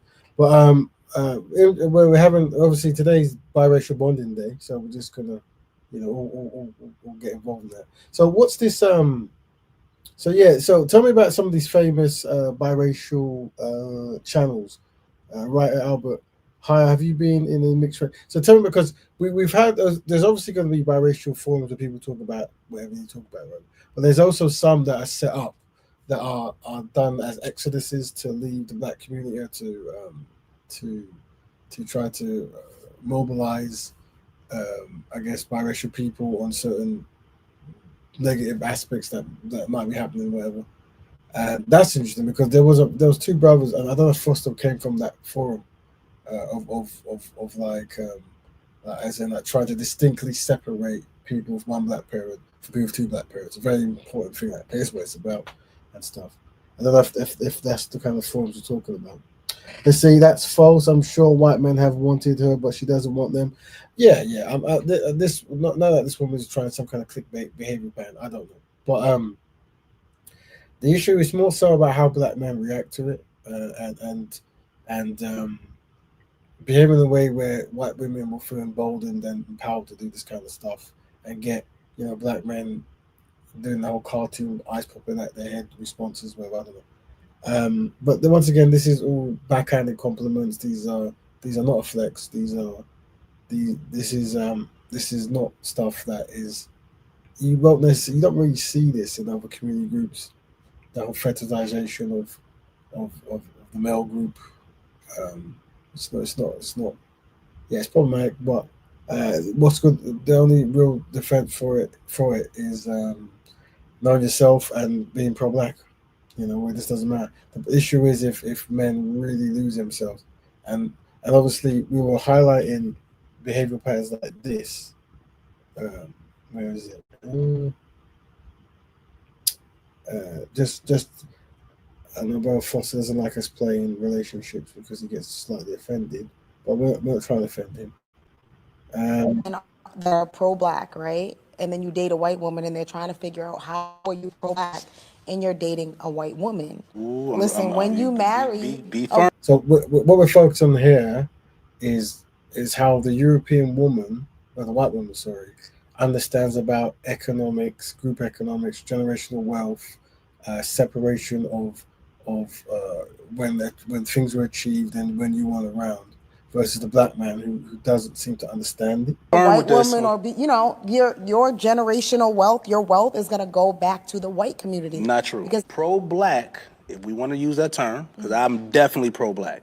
How do we all feel about prenups? I wouldn't even consider a prenup. She might have more money than me too. So the brother's saying he's pro-black, he's married to a white woman, doesn't consider prenup. Might need to go the opposite way. Joe? Absolutely. She joked back that she would do one, but everyone's laughing like hee. There might be an inside joke, or is it? Sorry. I have kids. Whatever we get together, it's different. So she's made the line that anything I had before meeting you It goes to my kids. Whatever I have from before belongs to my kids. I mean, respectfully, that's just the way it is. Same, I don't expect anything from you either, you know that. Never did. Wait. Kino's like, What the fuck she talking about? Quite demasculated. When I have children. I was married before, so there's assets and things I have from before. That he can't eat off of. That he can't touch, look at. He won't be able to get. But he can't even look that way. Is Foster a famous speaker in these forums, brother Albert? Is he a famous speaker? Let me know. Don't think about it. I agree. Yeah, because it belongs to my kids. But there are things where if I need What? No. Yeah, but it's her discretion. No. He's rethinking this. He just found that out. He did. I tell you this, anything I got, she would have to handle. She would have to handle because I think she would. So what he's showing is, even though she said there's clear distinction between the things she's made and what he can have, and he can't have access to her resources and stuff. He's saying it doesn't matter. Anything I have is for her, and that's what I'm saying. This is I want to see black men say this about black women. Maybe that's what I'm saying. Like I don't see this kind of narrative. I'm sure it's there, and it is there. But we need to get more of the narrative where you have black men, really promoting black love, and that this is a train wreck for us to observe. Like this is red flags, or not red flags, but this is an interesting case study. And the brother doesn't, he's all in. Doesn't matter, doesn't matter what it is. And it reminds me of that film. What's that film? So that Nigerian brother playing an African king, and he wants to marry a European woman in the 50s, and if he did, he would lose all these titles and stuff. But he didn't care. He wanted to do it. All this kind of stuff. And it's like, all right, it's we need, famous. I don't know. He will have to speak on that. Well, not famous, but he's probably not famous. But let me see. Yeah, it's me, the same Foster from Mulatto Vanguard. All right, so you've got your own channel, brother. Why do you not say? I mean, this is interesting. What is Mulatto Vanguard? We're learning new stuff here, family. Mulatto Vanguard, protecting the Vanguard. I'm sure I would have come across something you would have done. I'm just trying to see if I. Let us know. I mean, by all means, let us know. Mulatto Vanguard. Here we go on Facebook. Might be a different one. Let's check it out. Oh, I have to log in the way. Okay. This page is to educate the public on mulatto people and our plight. We are raising a demographic in the United States and need to be recognized before independent classification. So is so what you're saying is you want to be identified as a separate group? Is that what it is, Foster? You want to be mulatto as in a class? Is that it? Include mulatto as a racial category. You want to go so the mulatto Vanguard, you want in 2030 to have on the U.S. consensus mulatto, the old kind of term as a thing. And then you've got AI pictures of mulatto identity. We are the real mulattoes. You are the real. I don't know what that means. You can explain that. Is it people taking around? Oh yeah, I've seen this before where mulatto is a derogatory word. Mind your own black business and focus on that N word that you guys throw around at each other on a daily basis. So this is definitely separation stuff, right, Foster? So your thing is your thing to really be separate from black people? Is that the motivation from the mulatto Vanguard? Let us know. Once again, you're always welcome to speak on it. So to answer this question, if you're called mulatto, or whatever term you want to use, would that mean you're no longer? Would your goal to be no longer in the black community? So even though you've got a different term, because you have like the African Americans saying they might want to be called ADOS or Foundation Black Americans, but they still see themselves in the black community, right? Would you say that that by changing to mulatto terms as in a thing, that will mean you're no longer in the black community? So rather than be mulatto people in the black community, you're just mulatto people in a different community. Is Is that what the goal is? Just let us know. I don't co-sign anything Vanguard says, but I have been on his channel. Oh, so you're not? It's not your channel. It's just something that obviously. There's another channel that does that as well. It posts pictures of like black people and says they're mulatto, they're Negro, they really try to get a distinction. With that, so I was interested in the people whose pages because something has motivated you to do that, and that story is a very interesting story. Like why is someone going and made an entire page to try to separate groups from certain groups or try to get distinction and clarity? Like what has happened to make that something that now becomes a priority? And that's a very interesting story. And I'm more than happy to hear your story if that's your thing. If not, you don't have to. That's a very interesting story. Can I try and unpack that, Raven, please? Marcel, you can, brother. Go ahead. Can you guys hear me all right? And that, yeah? Yep, we can hear you nice and clean. Sick. Yeah. This is my issue, like with us separating each other. Like we got our black supremacists that are all about darkness.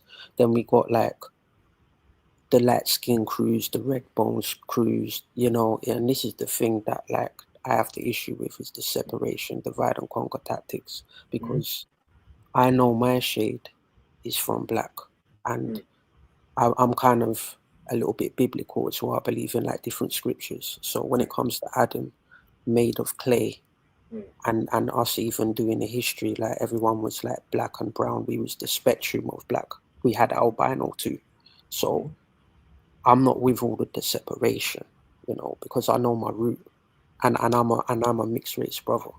You see what I'm saying? So even me claiming, I don't claim to be mixed race either, right? This is just a title that was given to me by the oppressor, right? And I just know my root, you know, I know my root, and I'm just too in touch with all my shades to be separated. And I think this is our issue as people. Like, you know, our darker people are oppressed, the light-skinned people are oppressed, mixed race people are oppressed, we're all oppressed. So they're playing us at the color game, and we shouldn't be feeding into it, to be honest with you. But yeah, so.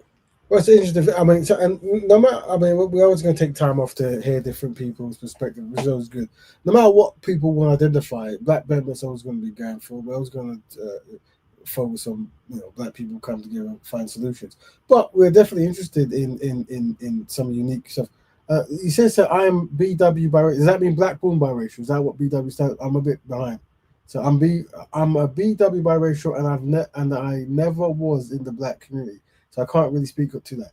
So if that means black woman biracial, does that mean that you're a black woman biracial phenotypically, but you grew up in the white community, or you weren't accepted or something? Let us know what that means. I think BW means black woman, but I could be wrong. I don't know what it means. But no, I hear that, brother Qatari. Yeah, and my thing is, it's bigger than this biracial and stuff. It's the name game. Like, I think if someone wants to be called something or be identified something, I'm not here to say yay and nay. My main interest is this person in the community, or are they not? If they are, they can practice Black Belt. If they're not, then why are we discussing it? It just, you know, it's just for me, it's that simple, really. No, here we go. No black, white, biracial. Oh, let me read what it's saying. Yeah, I'm stuck with me, crazy rich nut. I was either drunk or on drugs. Okay, no black, white, but you're black, white. So what you're saying is you have a black parent and a white parent. That's what you're saying, right? You're not a black woman. Black woman. Yeah, so you're black, white. Right. So yeah. What community have you been a part of? Yeah. So Albert, what community have you been a part of? So it's interesting to understand how, you know, the experiences of people and how they perceive things. Keep in mind, one thing we are unpacking is if you are born and you have a black parent and a white parent, how you view the black community versus how you view the white community. Is there a certain harshness that you give to one and not the other? That's something to unpack. And which one community are you in, if any, at all? And is that by choice? Is that by, you know, systematic legislation? Is that by community bonding? You know, it's interesting to know. And right now, we are doing the biracial black bonding session with people with one black parent or maybe grandparent or something, I don't know, and seeing how how what's in the mindsets of the brothers and sisters who are biracial. This is part 3 of a trilogy. It could be a quadrilogy, it could be whatever, but the part 3. There you go. Online, I would say mixed race community primary mulatto. Right. Right. So is that what you're saying? You're in the primary mixed race community. Once again, you would know more about this than me. I'm not too. I'm aware of forums and stuff that discuss biracial stuff, whatever. And what we have here on the panel, we have Brother Katari, who seems to be raised in a kind of black empowerment spirit. He's maybe mentioned the ancestor Francis Cresswellski, and very important auntie there. And obviously these knowledges have shaped him to understand certain strategies of how black people can move forward and how to identify. But I suspect that many brothers and sisters in the biracial community, they might not be raised that way, and you're going to see a start. So in the UK, we have Brother Akala, who was raised in Pan-African schooling from young. So his awareness of knowledge of certain things seems to be quite high. But I suspect that if the biracial brothers and sisters have not been raised with any kind of pro-blackness or black history or whatever it might be, because just so you know, and this is interesting, when you say mulatto and you say mulatto people and biracial mixed race, know that in black history and black studies, people are could be mulatto or biracial. There's many. But they are part of the community who are that way, but they are part of the community, right? So Fred Hampton, I think we covered last week. Was it Fred Hampton? No, we covered the brother Katari. Who was you highlighting last week? Dr. Francis Cresswellson. No. In the Black Panthers. Huey P. Newton. Huey P. Newton. Sorry, I said Fred Hampton. He died young. Sorry. Yeah, Huey P. Newton. Who Robert said had one black parent. We brought up Bob Marley. We brought up W.E.B. Du Bois. There's so many. There's so many. We even talked about a film and what was it? Nate Parker. Not Nate Parker. He's the actor. Sorry. Nat Turner might have been biracial. That's the thing. In those times, unfortunately, there's many of the brothers who didn't know their father because of certain situations on the farm, so on the plantation. So, yeah, and can I add to that, please? Like, you most certainly can. Go ahead. Like the thing is like even in the Caribbean, you got like darker brothers that's got black parents, and obviously there was like biracialness going on in their genes. Do you know what I mean? We all have like a certain mix in our genes, whether if we're going off of biblical terms, right, or if we're going off of social slave master terms, as they used to bond with us and mate with us. So you're going to have admixture in the diaspora because of the enslavement process. Well, Foster, I didn't know. I mean, I don't know if you knew Putin was bisexual. I don't know anything about that. Like you're kind of and did he promote LGBT? I don't know. But Brother Foster, you're not for the LGBT black kind of fusion. Is that what you're saying? Your community is larger than your Pacific neighborhood. Do you feel connected to a larger community outside of where you live? Genetic and cultural ties, none. Do research. Okay, thanks for the research there, Brother Foster. I don't know about the UK, but in the USA, mulattoes operated separately from black people until the early 2000th century, culturally and ethnically distinct. Okay, well, I've seen very different. That's the thing. Some of the important people in some of the black movies were of one black parentage. But you just type Black history, that people call history. But once again, I'm here to deny anyone's experience or what it was. But I do know that if you haven't been educated in kind of pro-blackness and you are of one parent or another parent, unfortunately, you might go through experience where doing synchronized pro-black stuff is just alien and just what is that? What is that about? Is and that might be one of the unfortunate outcomes of a person marrying outside the group and not necessarily educating on some of the importance of pro-blackness. But then once again, if you are married outside the group, you probably don't understand the importance of it. And unfortunately, just to have your children raised in a world that hasn't really got it right at the moment, between the groups, you might unfortunately suffer, and that suffering might cause you to want to disassociate and do your own thing. It's one of them things.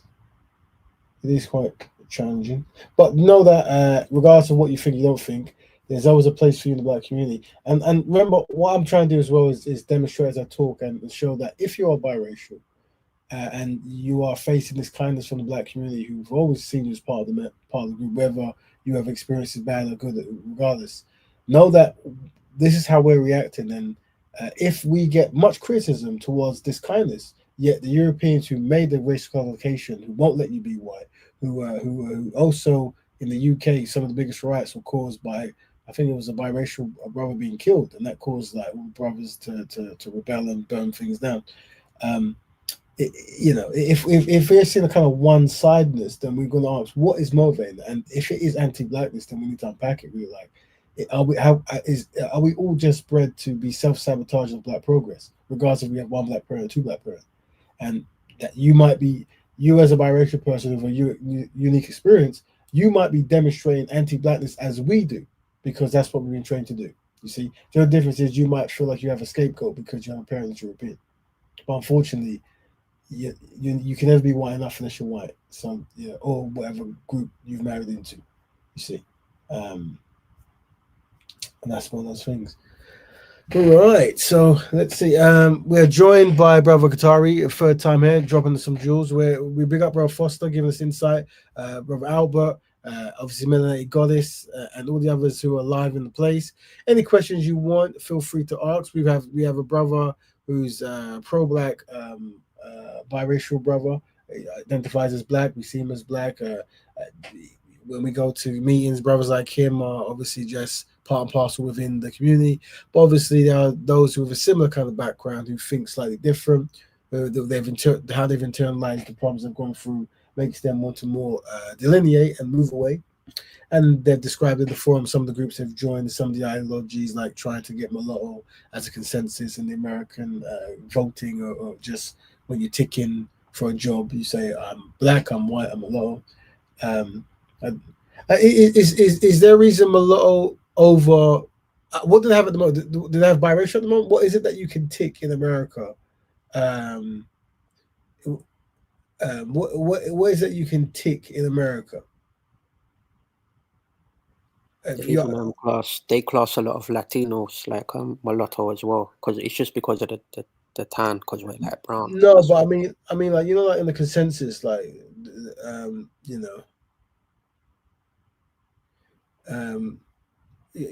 first you learn about music stuff. You want, well, yeah, I hang around musicians, so you probably see a few of them. As in, I'm a sound engineer. Why Somalis hesitate? Okay, Russia TV. Why do Somalis hesitate to identify as Black Raven?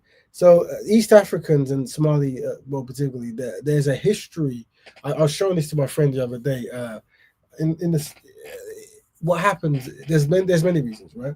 And we even had a video of I think an Ethiopian brother on some game show. He's a student. There's a Nigerian, maybe a South African white woman, and he identified as a burnt face Caucasoid or something. And that's a term Europeans gave. And what it was is they made these kind of diagrams back in the day when they were talking about how they would break down races. Is they would have Mongoloid represents the Asian community, so the what they say Oriental or the Eastern Asian, and then they would have Negroid and Congoid represent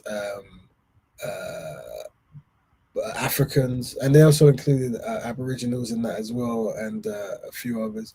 And then they would represent the Europeans as Caucasoid. But when you look at the diagram, right at the bottom right of the diagram I saw, they had a Somali person as a dark-skinned Caucasoid. And this is where they'll try to compare bones, and they say, oh, it's more about the bones than the melanin. What happened, funny enough, is back in the old days, they would see bones and they would see like tombs and stuff. And a lot of Europeans, because of scientific racism, they really assumed that these were ancient Europeans.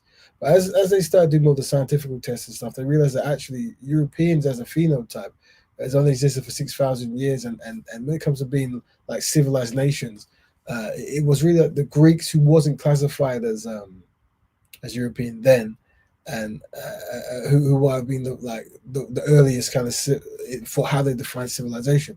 So when they started realizing that actually goes Kush and Egypt, what they call Kemet, was actually much older than Greece and influenced Greek. They started realizing that some of the bones, or most of the bones, were actually not European, but actually of black background. So what they tried to do is they tried to say, well, there was actually, they were black, but they were European black. And that was one strategy that they would have as well. And unfortunately, that strategy they used when they went to what was it? I'm tired, so I'm thinking what's the East African country with the come on, I'm bad. East African country where unfortunately the genocide happened. I should know it top of my head. The Tutsis massacre. What was that? Come on, I'm literally not thinking. I'm literally going to fall asleep in 4 seconds, so I can't even process information. But they did that same thing there when there was two rival groups, and they said, "Look, well, you're both black, I guess, but you're closer to white, so we're going to have you the minority lead over the majority," and that's escalated the war and all crazy kind of stuff. So if the answer to Rwanda, big up Russell TV, I should have known that. My memory's just gone bad. I was speaking to a random woman at a seminar thing. I remember, I think we asked her like, "Oh, right or wrong that? I was asking what language do you speak," and that she kind of jumped, and then I said, "Okay." She's like, "The thing is, like, I don't like giving away information because in Rwanda we all identify as Rwandan because of the genocide and stuff. So we don't want to make distinctions between ethnic groups because of the tribalism that caused that issue. We just, when I go, oh, right, go, yeah." So, yeah. But I hope that answers your question about the Somali brothers and sisters. I remember I was in Speaker's Corner and a Somali brother, she jumped over two walls to tell me, we're not black. And he started using terms and he was talking to me. And it's very evident that he spent a lot of time in Nazi forums. But because if you go to Nazi forums or white supremacist forums, they talk about like bone structure and this kind of stuff. And this is something that once again it's that ABA or ABB, anything but black or anything but African, where and I'm not trying to tie it to some of the biracial struggle, although it is definitely overlaps without question, right? That someone is desperately trying to escape blackness, connection to blackness, but they're not necessarily trying to escape connection to whiteness. Or you could argue that sometimes if someone really wants you to know they're part black, part white as an expression, because people see you as part of the black community anyway. So actually, what you're campaigning for is to have more people recognize your white side. That's one hypothesis as well. We got pan mulattism. Let me put that brother in or sister. Welcome. This might be interesting. It is pan mulattism. I hope I say it right. Welcome. Yes, sir. Peace. Pan mulattoism. How you doing? Not too bad. Is this your first time on the show, brother? That I can recollect. Yes. Right. And so, what made you? How did you know? Did someone tell you about the show, or did you just been listening in the background? Somehow the title jumped into my algorithm. Okay. And would it be correct in saying that you're born with one black parent and one non-black parent? Is that right? Both of my parents are mulattoes. Thank God. Right. Okay. So, and does that mean that your grandparents on both sides, one is black, one is white? Is that right? Is that not right? Once again, thank God, my maternal also. Oh, so your microphone kind of jumped as you were giving us the definition there, bro. Sorry about that. Yes, are you able to hear me? I am this minute. If it jumps, I'll let you know. Again, go ahead. Yes, and once again, thank God that my maternal and my paternal grandparents are also mulattoes. I descend from two mulatto groups within the U.S. Well, at least two. I come from the Melungeons as well as the Lumbees of Carolina.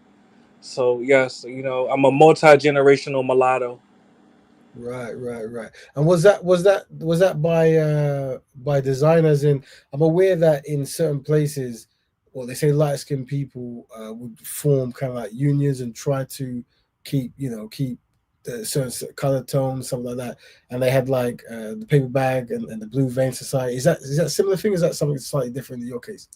Well, I'll say this: I don't know my ancestors' motivation, but the result was being endogamous amongst mulattoes. So I'm very thankful for that. As far as the Blue Vein Societies, Mm. I salute them because mulattoes have a right to preserve our own communities and institutions. In fact, we Mm. need to reinvigorate the Blue Vein Societies, definitely. Right. And I wanted to, my bad, I'm listening, go ahead. No, I'm just, and go ahead. You finish what you're saying. Yes, and as far as the Somalians, I hear a lot of them get a lot of flack for refusing to identify as black. Mhm. Same thing with a lot of the Dominicans that refuse to identify as black. I'm here to say, in defense of them, Mm. genetically they are mixed race. So just as well as they would not identify as white because it's genetically inaccurate, it's Right. also genetically inaccurate for the average Somali or the average Dominican Mm. to identify as black because genetically they are mixed race, they are mulattoes. So let me say this then. So Yeah. when it comes to your classification and how you define things, would you say that could you identify as mulatto or Somali or whatever you want to do, but still be within the black community? Is that something that's possible where you're part and parcel within the black community, participating in activities that push the greater community forward? Is that something that's impossible by your definition? If the question is socially, can a mulatto, pardon me, socially, if the question is socially, can a mulatto identify with the blacks? Of course, there are actually whites and Asians that identify with the blacks. It does not mean that they are genetically black. Well, no, that's not where I'm going. Because Okay. so basically, because you've just stumbled upon this show, Yes. what this is a show called Black Betterment, and what it is, it promotes a lifestyle of how Black people worldwide can work together to find solutions for the Black community. Now, historically, from our research and law and labor, we understand that people with one Black parent have been within the Black community. Whether they're called Negroes or mulattoes or Black or one drop rule or biracial, because there's an overlap of Blackness, of what they call Black, and there's a connection that they qualify to be allowed to practice Black Betterment. So that means, as in, if we're talking about industry, institutions, family, anything like that, they're welcome to participate. Just like some people make a distinction between Black Africans born in the continent and maybe African Americans who were taken through the process of slavery onto the diaspora, so that even though they've gone through much ethnogenic change, there's still a connection between those two. So those two are allowed to practice Black Betterment together, and the biracial is also included in that process. Well, just for clarity, with all due respect, Rap Raven, do you That's right. have Caucasian ancestry? Yeah, I'm from the so my parent is Afro Dominican, Afro Jamaican, but coming from the diaspora, especially in the time of enslavement, it's almost, especially where I'm from, it's almost impossible not to have historical admixture of Europeans or maybe even Well, native well, hold, Indians. hold. And to be honest, I think I might know who you are, brother. Are you the? And when I say this, it's not to denigrate you. I'm actually saluting you as a mulatto. Are you the light skinned brother with the wavy hair? Sometimes you may sit on the couch, no homo, with Trill, not Trilla, Jedi. I've been on his show last week. So if you see Yes, me, you would have brother. seen, Okay. And and and you would have listen, seen. I've been wanting to have this conversation with you because I think I even sent you in the speaker's corner advocating for the blacks. With all due respect, brother, why don't you put the same amount of energy into advocating for the mulattoes? Because you, my brother, you are a mulatto.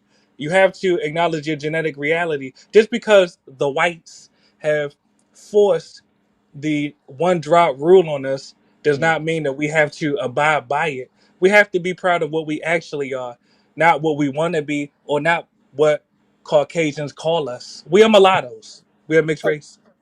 Well, let's unpack that. I mean, so what I promote here is something called Black Betterment. Now, how Black Betterment works is it is a collection of a collection, right? So within the group, I understand that in one land, someone will be classified as something else, and people judge people by their phenotype or their knowledge of history. Right? But we talk about Black classification on a worldwide scale, right? So right now, if you say, why do I not focus on the mulatto plight or mulatto stories? I don't qualify as mulatto as when it comes to legally, right? As in, my parents are legally Negroes. They're legally. But genetically, you are a mulatto. Well, genetically, right? Let's be honest. Genetically, if and what I might say, my I'm not here to push people in a certain category, but if you're African American, then the chances are you have admixture of a high degree in comparison to, say, continental Africans, right?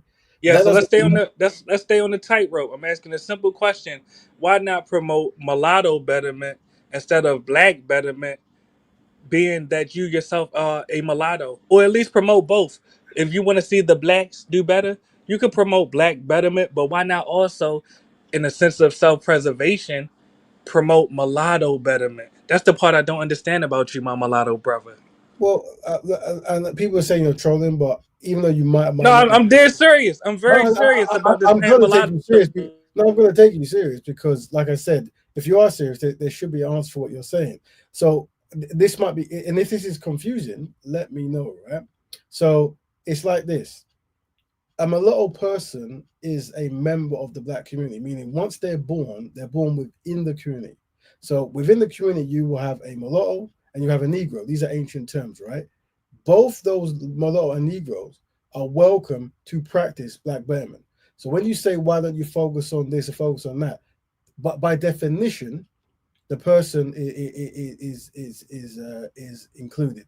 Now, Black Betterment has With different all names. due respect, well, I have to say Right. this with all due respect, and please let's go point by point, and I won't monologue, and I ask you to do the same thing, even though this is your platform. But I have to ask this: even you, and I've seen this a number of times in your debates on Speaker's Corner, the actual blacks, keep it real.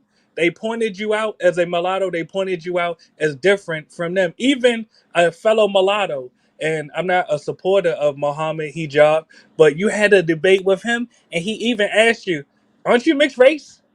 And you No. had to So acquiesce. You had to acknowledge it. So the let- question is, with all break due down- respect, what? hold on. All right, go ahead, make your point. But I was trying to land my plane with a question. But go ahead. So, but the problem is you're missing. So you're missing the premise here. So here's what it is. What if you're talking about Muhammad Hijab, you're talking about the Egyptian brother, right? Right. And the discussion with the Egyptian brother was when he had the issue with Brother Jedi, and what he actually said was that he himself, the police would see him as black.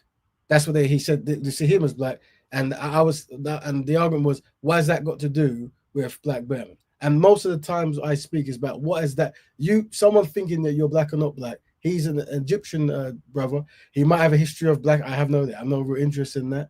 But once again, but don't get lost though. The point is not just Muhammad Hijab, even other people, the actual blacks, not Muhammad Hijab because he's a mulatto as well, but the actual blacks in the park, they have questioned you about your racial mixture. The question is, why not stand in your truth as a mulatto instead of trying to put yourself in a box that you do not fit in? You do not fit in the black box. When you say that mulattoes are a part of the black community, we wouldn't use the term genetically mulattoes. accurate. We tend to not use the term mulatto. We tend to use the term biracial or mixed black. Hold on. When you say biracial, well, the reason, and just for clarity and for the audience, when I say mulatto, that refers to a particular specific mix. If I white and say black, right? White biracial, and black. if I say biracial, that could be a Chinese mixed with an Indian. I agree. That could I be a agree. Pakistani mixed with. So When I use the term mulatto, it's for the understanding of the Yeah. masses. When I say mulatto, Well, you know let me answer exactly your what I'm question. speaking The about. thing is, because if you talk repeatedly, people think that you're trolling. I don't think you're trolling. I think you're It has somehow. nothing to do with trolling. I'm listening though. Go ahead. No, of course, of course. What I'm saying is, we talk about a greater community, meaning that historically, everyone who is connected to black, right, yeah, can practice what this podcast promotes. Now, I'm an so my ethnic group is Afro Caribbean. That's my ethnic group, right? And the ethnic group of Afro Caribbean is connected to black people, just like the ethnic group of Afro American, Foundation Black America is connected to black, right? Or the ethnic group of Brother, you're also Maori- genetically connected to the Europeans. Oh yeah, Be so honest. I'm gonna explain. Let me explain because I'm taking you serious, right? What it is white people have made the classification, right? And the classification is white people, black people, and the rest of it, right? So there is no through a classification, regardless of what admixture you have or who your great grandparent might have been with, is you cannot identify as white. All right. Now, what they're saying is the mulattoes and the Negroes are part of the same African blood history group. That was what was But done brother, by I asked you, why do you define yourself through the white gaze? The no, whites do hold not on. define us, brother. We have No, to but define I'm going ourselves. to answer the question. I'm going to ask you a question, right? Yes. Because this is racial classification that is based upon actual death. So for me, it's like I am Afro-Caribbean, right? That means I have a lineage. That means I'm an ethnogenic person that has a history. That means that my ancestors were enslaved by being identified as black and connected to black and coming from the landmass of Africa, right? So today, when people argue, are you black? Are you white? This is like a happy-go-lucky kind of roundabout thing of identity games, right? But for me, that black people are collectively inadequate. And this conversation is part of that process. So we have to have purpose behind. Hold on, bro. I'm giving you the answer. Yeah, I'm listening, brother, but please let me respond. But no one's talking over you. When I speak, when I finish, you can I've let you say anything you want, and I've been very gracious. All right. So I'm saying, And I appreciate that, but you've been deflecting as well. And I'm gonna mute up because this is your platform. But go ahead. Like I said, brother. Like I said, I'm letting you know about racial classification. I'm letting you know about studies. I'm letting you know about purpose behind things, right? So it's like this. I am part of an ethnic group, and that ethnic group is part of a greater black group, right? Now that's either true or not true, right? That's either in law or labor or it's not. All right. So being based in the UK, I am part of what they call the Black British group, right? Which is a multi-ethnic group. And that multi-ethnic group is made of many different ethnic groups of a black background. So Yoruba, Igbo, Afro-Caribbean, Afro-Jamaican, Afro-Dominican, it's all one. But we all go under Can what we go in the point for UK point known as though? I just want to IT3. respond to that one point, brother. Please, it'll be so brief. It'll be one Hold sentence. on. Respectfully, Let me you have full stop mixed this. race. You have your Let me own full stop and category you on the jump in. UK. Hold on. Let me full stop and you can jump in. In the All right, go UK, ahead. a person who has one black parent and one white parent, and in America, can or is in the black community. Now, I don't have a European parent. I don't have a European grandparent. I don't have a European great grandparent, right? But I understand that through admixtures and taking certain things, you might be light or darker, whatever it might be, right? So I don't qualify on that level. But even if I did, I would still practice the same thing. Even if I had one black parent and one white parent, I would practice black belt. Go ahead, bro. Yes, and please let me just say this as a preface. A lot of times, not just you, even though this is your platform, but online, a lot of times we want to preach instead of having a dialogue. So I make my response so brief so you can respond to it, and I won't pile on a number of different points. Actually, what you're saying is factually incorrect. Two things. Number one, these racial categorizations that you acknowledge, they were defined and created by Caucasians. The white man is not our daddy. We have to be our own mulatto fathers. We have to be our own mulatto mothers. Secondly, what you said is also statistically incorrect. In the UK, they have a mixed race category, brother. Or in other words, when you check that black box in the UK, that black British box, you are taking opportunities away from the same blacks that you claim that you want betterment for. No, Right. brother. Standing your Let's truth as a unpack. Let's mulatto, unpack. So, all check right, that mixed race let's, box. we're learning today, brother. Let's unpack, right? So in the UK, which you're not based in, right? the definitions of mix and stuff are relatively new. Before it was just IC3, and that was Black Afro-Caribbean, Black African, and Black other. So people from the Caribbean have always ticked Afro-Caribbean within IC3. That's, like I said, whatever's going on in your land is going on in your land, but this was going on here. But either way, this concept of, well, white people have made the race classification, so you should forget it. No, sir. If white people have come together to damage black people for collective, and when they identify black people, those people were marginalized, kidnapped, and things actually happen based upon that definition. So when it comes to repairing black people, there's no point in changing that because the damage has already been done. The damage is, if you talk about, oh, you're light-skinned black person, well, unfortunately, not to cause any shock, that could be the byproduct of damage, isn't it? If you're from a people group that, let me speak. I thought you asked me a question. I was trying to respond. Go ahead. It's rhetorical, but you can finish after this. If you are from the Caribbean and you were kidnapped from Africa, and unfortunately your parents were sexually assaulted, and then you were whipped, and then you were put on a land, and then you were forced to have children with other people and all this kind of stuff, whatever it is, that's part of your ethnogenic. That is part of your history. That's part of your lineage. So in order to repair those people group that are a people group, you have to recognize the people group that was destroyed. So before I am black, I am Afro-Caribbean, but we have elders, and with strategies, like with the elders saying, how do you fix this issue of white supremacy, anti-black racism? You go, you unite with other people worldwide. So you unite under blackness, you see? So yes, and watch how brief this is. Watch how brief my response is. Number one, the blacks, they have to repair themselves. Actually, you are in the U.S. what we were referred to respectfully as a tragic mulatto, because you have an identity crisis. The white man told you that you was black, and you believed him. Not the totality of what you actually are, which is mixed race, you're a mulatto. Frank, go ahead. Would you say that mulatto is also then a term and characterization that was created by the white man? Would you say that as well? No, actually, the origin of the term mulatto, and I'm glad you brought this up. The origin of the term mulatto descends etymologically from the Arabic word muwallad, which means mixed race person. Now, as you know, genetically, the Arabian people are mulattoes as well, mixed race people as well. Or in other words, the term mulatto was created by mulattoes. It's a term that we created to describe ourselves. Your microphone was dipping in, but we pretty much showed that. But so just to be clear, right? Regardless of how you identify, I'm dedicated to Black Betterment, right? So even if I was a tragic mulatto, even if I was actually born and I identified as a mulatto or a tragic mulatto, I would still practice Black Betterment. I would still, and what's good about Black Betterment is you and you might not be, you might be a black person who identifies mulatto, but you can identify as you want. You're free to that. You would also still be welcome if you have identifiable African ancestry. You would also be welcome to practice what we're doing. Oh, he's gone. So maybe his connection went bad. Sorry about that, bro. But brother, you're always welcome back. You're always welcome back. The things you're saying weren't true, and I don't want to say you're a troll, but you clearly know a lot about me because you've been watching a lot of the shows and stuff. But yeah, if ever your connection works, you can come back in. But let me just be more clear. Regardless of how a person identifies or how they feel they identify, we're very particular with what we're trying to do here.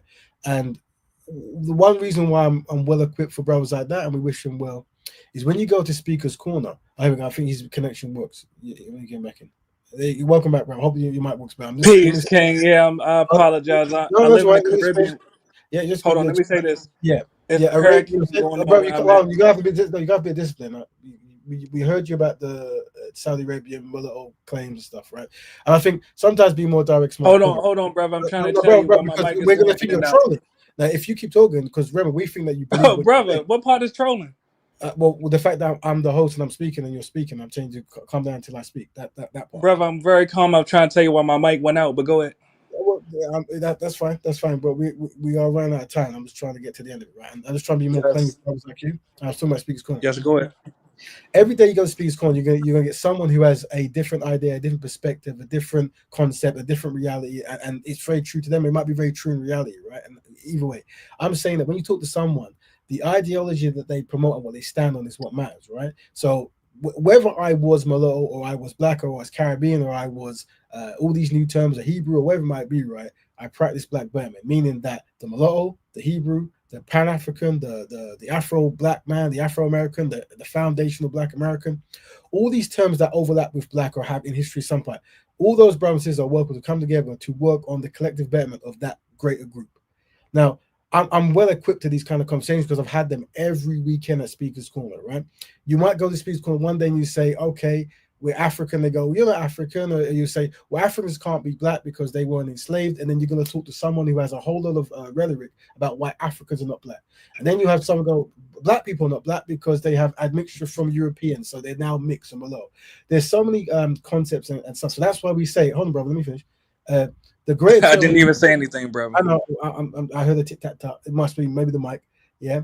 The greater term that we use here to quench that is we have Black people being synonymous with the Sun people and the ABC community, meaning the Afro Black connected community, and that is there. So whenever someone jumps in and they have some very strong red, like, no, you're Malone, you're Black, you're African, you're, which everyone says every week to week, you're too light, you're too dark. We go, okay, well maybe we are. But we actually mean the ABC community, and we use Black as like a throwaway colloquial historical branded term, but really we mean the Afro Black connected community, which the mulattoes are welcome to join, which the Somalis are welcome to join, which the Yoruba is welcome to join, which the Afro American are welcome to join, which the Black British are welcome to join, and that is we're working together for a greater Black solution, the Black race, the Black race.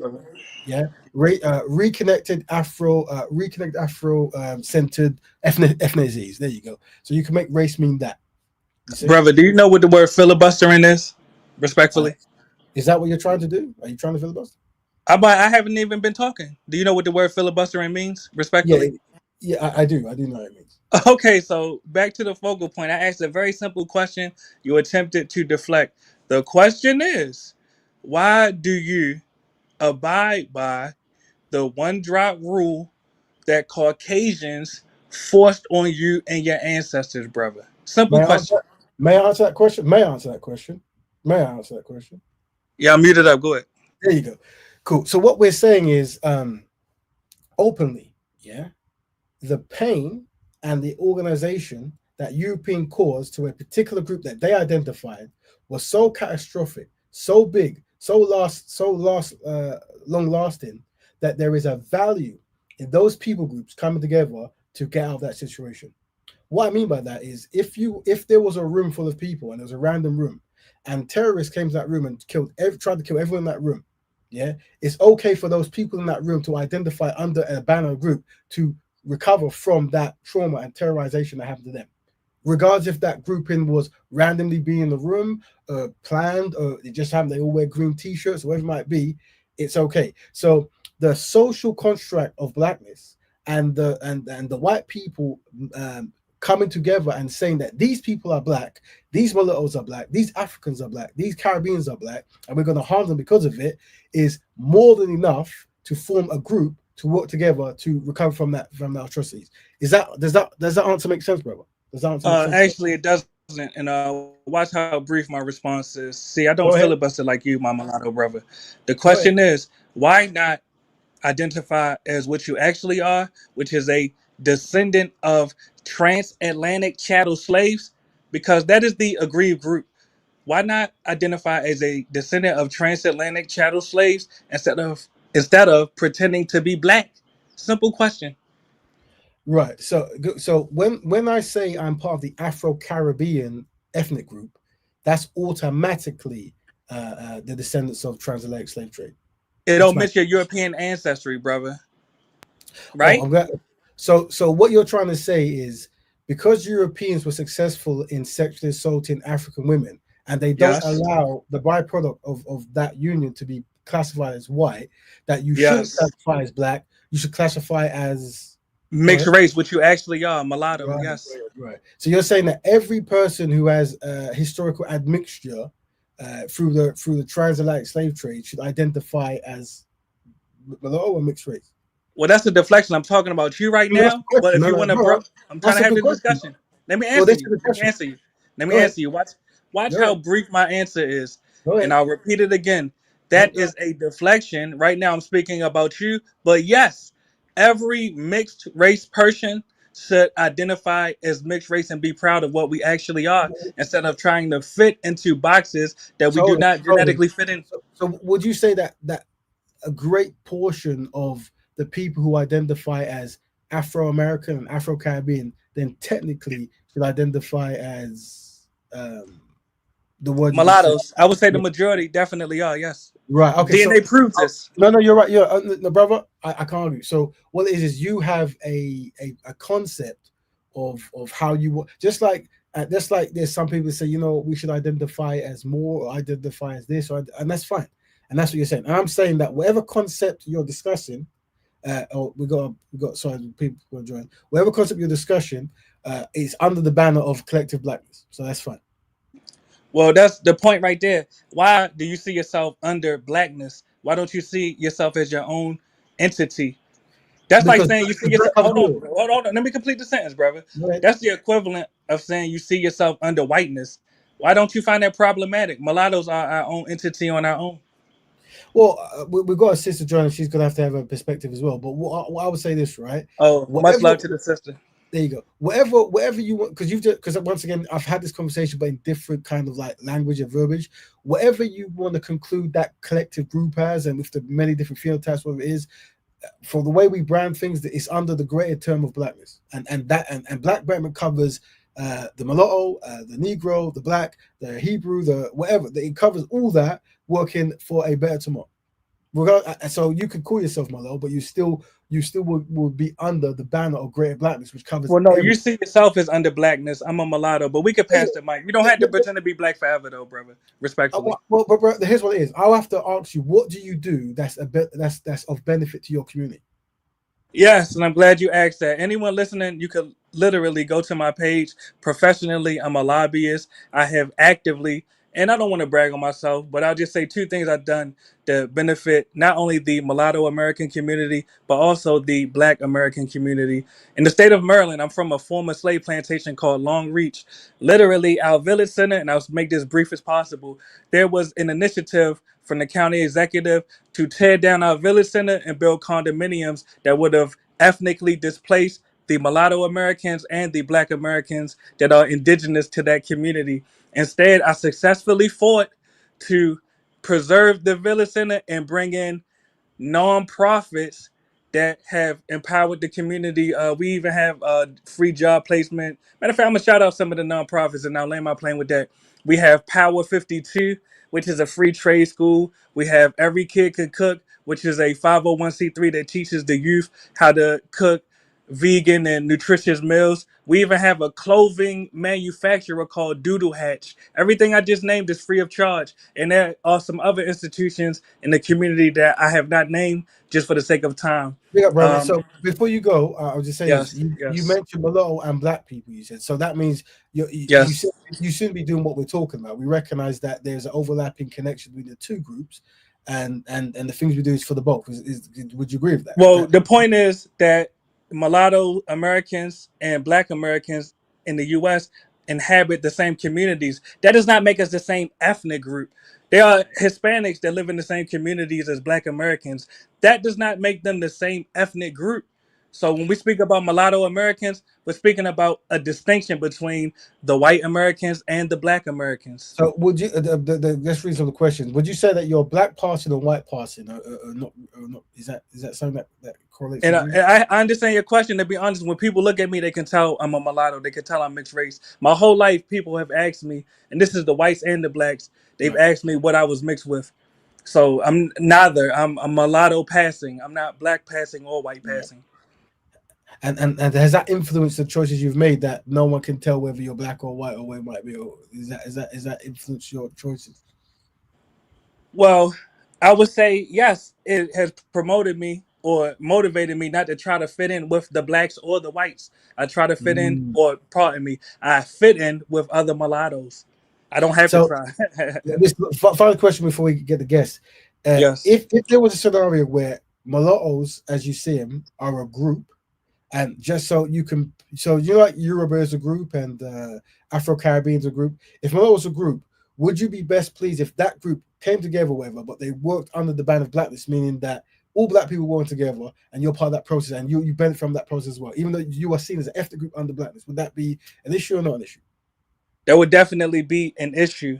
Mulattoes Okay. need to stand as mulattoes, and if there are issues that we can develop a mutually beneficial relationship with Black Americans, like the situation in my neighborhood I just named, then we should work with Black Americans. But that applies to all other ethnic groups. If we can establish a mutually beneficial relationship with any ethnic group, then we should do it. But no, we should never be under blackness or whiteness. We are our own entity. Right. And all power to you, brother. But the way we see that is like, I don't know what we can really do with that. And it's like we understand that white people, the history of white supremacy has left us in this position. We're trying to organize ourselves, and because of your classification, you're quite separate. So because you're separate, you have nothing to do with what we're talking about here. You're just merely someone who wants to say you should be this, you should be that. But there's nothing of real benefit that's going to benefit the great collective from the way we see it. Well, with all due respect, I told you that like benefited 30 you. minutes ago, Raven, in the chat. I told you that like 30 minutes ago. That Go ahead. Let me he's not land my part of plane the with this. community. Hold on, brother. Let the sister talk. But She interrupted when you said to me. Let the sister talk. She's the guest. And All right, go ahead. Booty clap for the blacks, rap. Hold on. We're Booty gonna have to clap meet for you, the blacks. brother. You can't disrespect the sister. I'm telling the truth, brother. You're booty clapping for the blacks. Brother. I'm gonna have to meet you for a bit, brother. If you're gonna be I disrespectful, muted you myself. have to put him in the back. You have to put him in the back because he's we not have to going be to back for a stop. bit, bro. We He's have a to move to troll. the stage. Sorry, bro. So we don't let tolerate disrespect of the sisters. Go ahead, sister. Sorry about that. I apologize. Go ahead. I was trying to tell you in the chat, like all the questions that he asked you, do you have white admixture?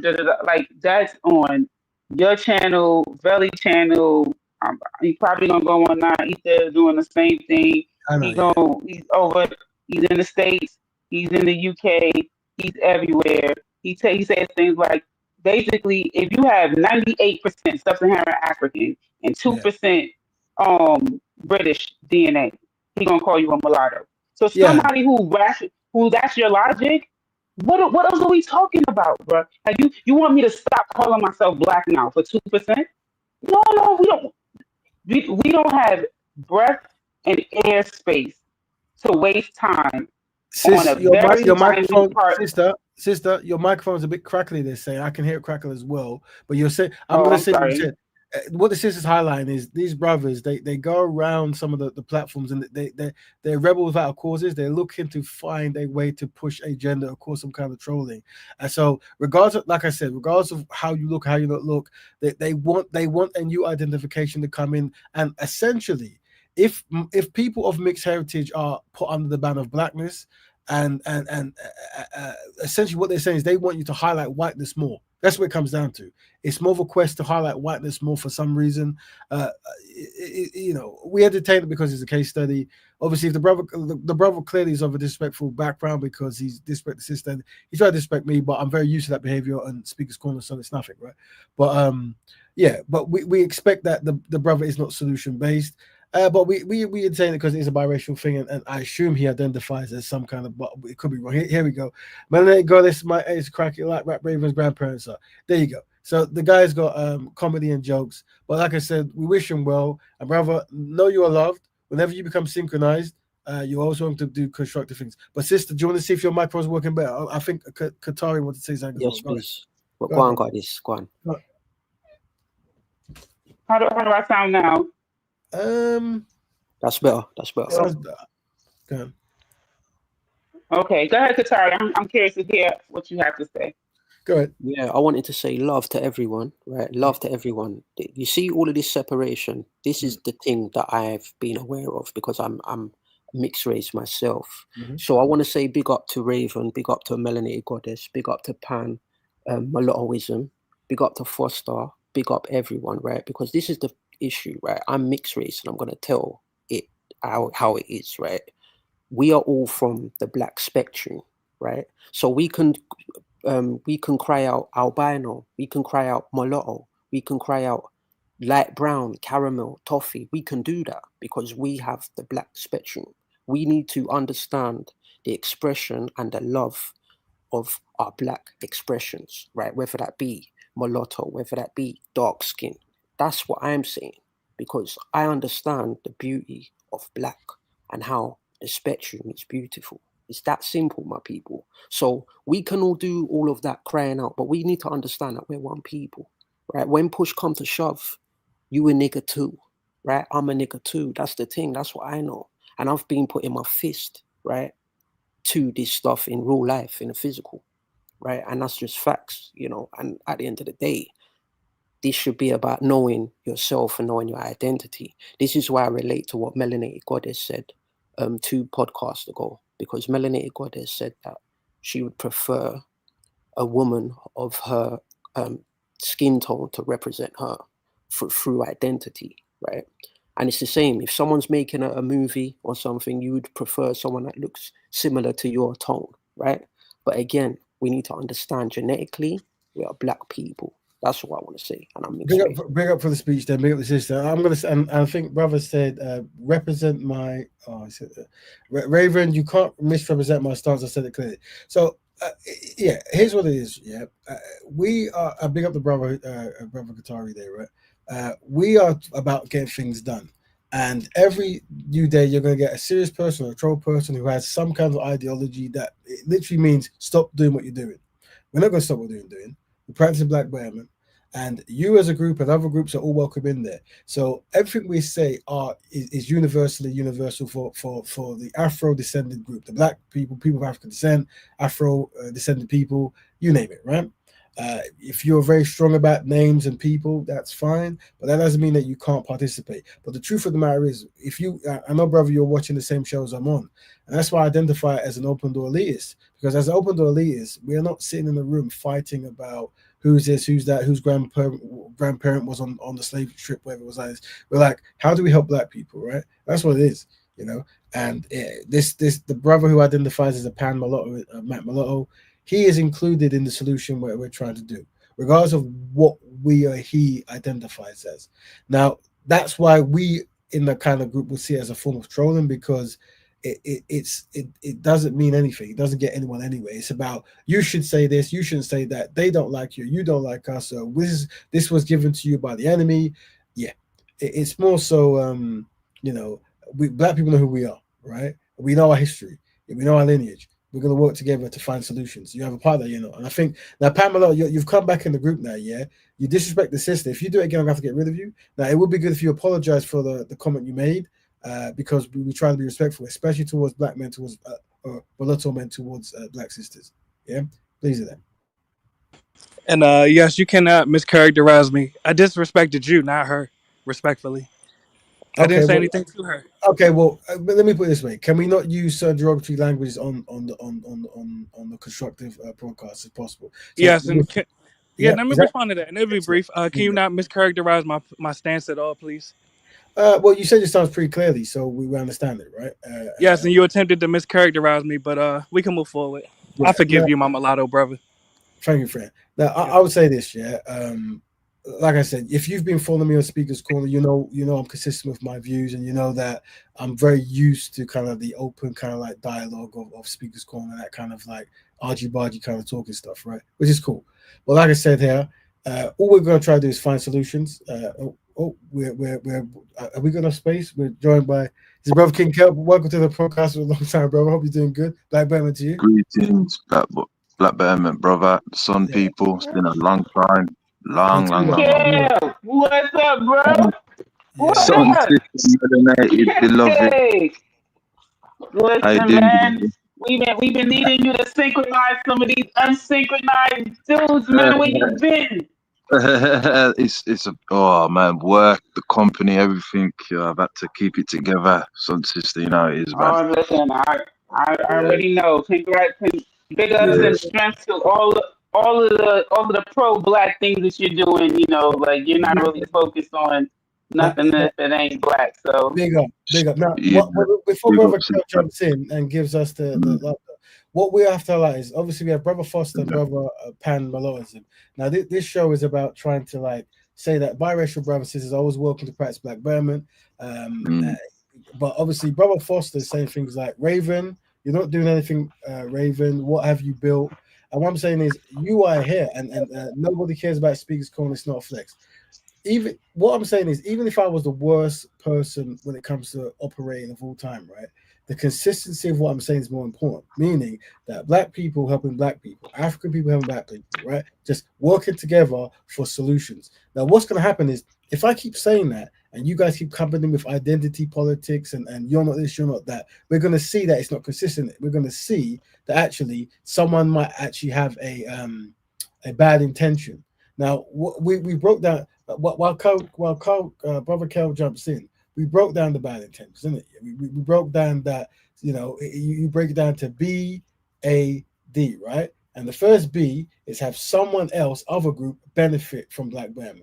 If that fails, you go to the A, which is you will try to annihilate Black Bearman, annihilate Black people come together. If that don't work, you try to do the D, delay it with trolling and stuff, right? So I'm saying that don't let people think that you have bad intentions towards black people coming together by actually having no solutions and not being solution based, but constantly being a naysayer. And that's what's always going to work against you, because consistency will always go against whatever you're trying to do, right? But anyway, Brother Kel, I think someone's kicking these things down. I don't know why I keep doing it. Yeah, I think they connect. Yeah. Okay, Black Bearman, bro. there you go. Welcome back, brother. Anything you'd like to bring up on the show, brother? It's your time. Yeah, of course. The blueprint is getting more larger, and the advertisement which we need. Big up to you, Brother Raven. Big up to the Sun sisters and Sun brothers that supporting the channel, man. It's I mean, I did listen to some stuff. Was it 2 weeks ago? Okay. I think you was on some brother Jedi show. And there was a very unsynchronized sister on there. I couldn't believe the things that was coming out of her mouth. Yes. Like it was us when she said that she was talking about her father, about her father's dark skin, looking very scary. I found that very disrespectful, man. Like, yeah, what I mean? Like dark skinned people, scary looking. She just sound like a European or an Asian or Middle Eastern. That's what they say when they see us, man. They have these stereotypical projections. So yeah, man, I've kept up. I've kept up, man. We're gonna have a part 2 on that show, and I think that shows why Brother Qatari came, and obviously Pamela also saw that as well. But this week we're all trying to unpack like.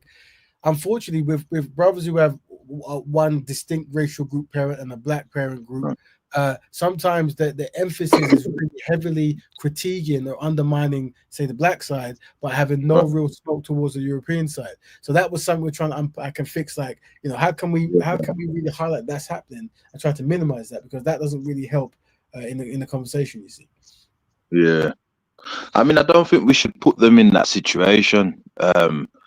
Because Garvey, he kind of explained it very well in his philosophy. If they identify with us, but he says that we're not supposed to kind of ostracize them, can we? Like, because you're of the admixture, you cannot be part of the group. And I know you do that very well, Brother Raven. You always invite and you always make sure they're on code. But I believe because of until they can kind of make a decision of, you can love your European, Asian or Middle Eastern relative, but politically you have to be part of the black cause. Until they come to terms with that, then I don't think we should put them in that type of leadership role. It causes more harm than anything, Please allow me to respond to that. Go ahead, I'm listening. Do you want to respond, brother? Is that what you want to do? Yes, it'll be brief. I actually agree that mulattoes should not be, or should not at least seek leadership positions within the black community. You blacks need to lead yourselves. To the brother's point, and I'm calling him a brother, even though he made an anti-mulatto statement. No, we don't have to politically align with the blacks. We don't. Mulattoes need to politically unify as mulattoes.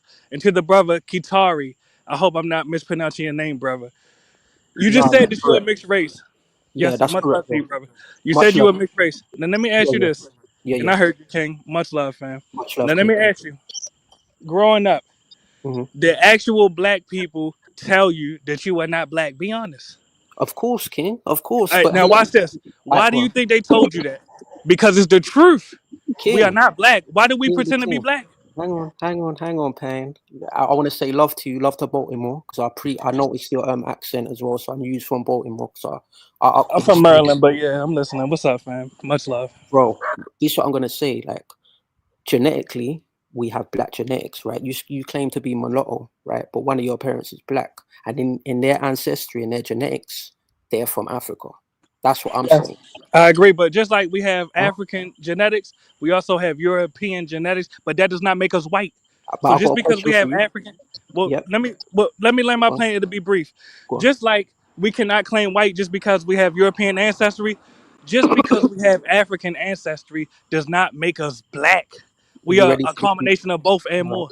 And I hear you, King. I That understand the is concept. ridiculous. Yeah. Let me land on this one, That please. is. No, let the Why would you mulattoes have let this him? dialogue. Wait, The blacks okay, can't tell us what we are. hold on, Katari.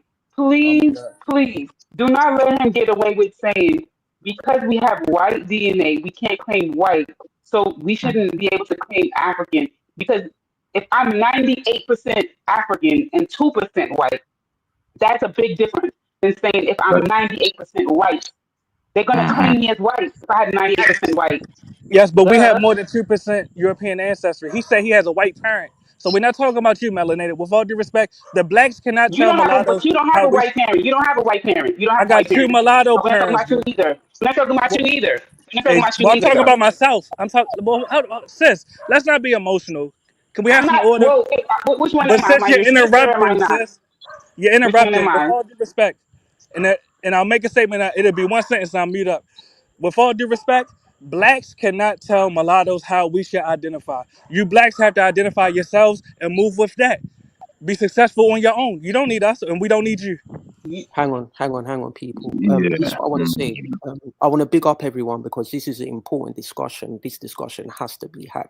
That's what I want to say. And all of the points that everyone's making, I feel all of you because I'm mixed race. I'll be feeling that, right? I'm labeled mixed race. Let's get that correct. Now, mulattoism, right? I've got a beautiful question for you, King, right? My parent is white and then I have a black father, right? But guess what, King? The melanin gene is more powerful than the white. Hence why we are called nigger by the oppressor in the system. Hence why when we go outside, we are looked at as a brother more than we are a white man, my brother. And I hear you. And let me just say this: whites do not get to identify us or define us just like blacks cannot define us. We have to identify ourselves. I've been called a nigger as well. I've been called a cracker as well. It don't make me a nigger or a cracker. I'm a mulatto. Yeah, King, no. Let me say this. What are they more likely to call you? The N-word or a white man? Of course, the N-word. And I've answered that, brother. No matter what an outsider perceives me to be, I am what I am. So here's what it is. So Pan, I feel you, bro. You're black, man. You're black, bro. No, You're here's what just it a is. shade of black. I mean, I know the white man told you you was black, but I don't have to define myself by what others call me. You have to identify. For me, everything has to be down to strategy, right? Small strategies, I don't tell people what they are, but what I try to find out where their mindset is. And what we're saying is, we answer the question that let's just say that everyone called you a mulatto. Everyone says you're mulatto and you're a mulatto group and you do mulatto group things. I'm saying that as that group, would you be happy to be a part of the black community? Meaning black people work together, to find solutions. And you said no. So then we're not on the same kind of team. So that's not all I said. Well, you can add more to it, but no, I said it before. Respectfully, you cannot mischaracterize my view. I said we can. Your answer was no. What I said was, and I repeat it. I said we can develop a mutually beneficial relationship. Did you not hear that? Okay. Yeah, but I'm asking. Did you not hear that? Okay, so why are you trying to mischaracterize yes or me? no question? Because he asked you a yes or no question. No, I'm asking why are you trying to mischaracterize me? I said we can develop a mutually beneficial relationship. If he asks you a yes or no question and you don't answer it, but you say something else, how? I If he said says, what I said, sis. would you mind being part of the black community? That's a No, yes. no, I wouldn't no, I mind don't or want to be. no. No, And then you no. can, there you go. So I'm that's a not part a of the mixed mulatto category. community. We can move Pound, on. you here for separation, Ain't Pound? nobody mad you want to be mulatto. Go ahead, be mulatto. Yes, yes. I'm not black. Yeah. I don't pretend to be black like the host. Well, no, I'm proud of what I actually am. listen, wait, 1 second. I'm not gonna mute everyone. Let me listen, right? The way we want to be called. Everyone, listen. Every day someone wakes up, they have their own ideology, their own agenda, their own perception, right? And that's fine. What I'm saying is, we can cross mix and go, okay, even though you call yourself this, you call yourself that, we understand there's a cross here, there's a admixture, there's something that connects us. The word's connect, right? Would you be willing to work with a connection for the greater connection? And if the answer is no, then we're free from you, isn't it? Because Hold on, you didn't hit it. You didn't hear my response. I said we could develop a mutually beneficial relationship with the blacks. What part you don't understand? Oh, so let's push down. That right? means work with the blacks. You can't understand. Hold on. So just so you know, that's what Black Betterment is. Mulattoes, biracial or mixed black people can benefit and will benefit from the lifestyle promoted on this podcast, right? Without question. Yeah.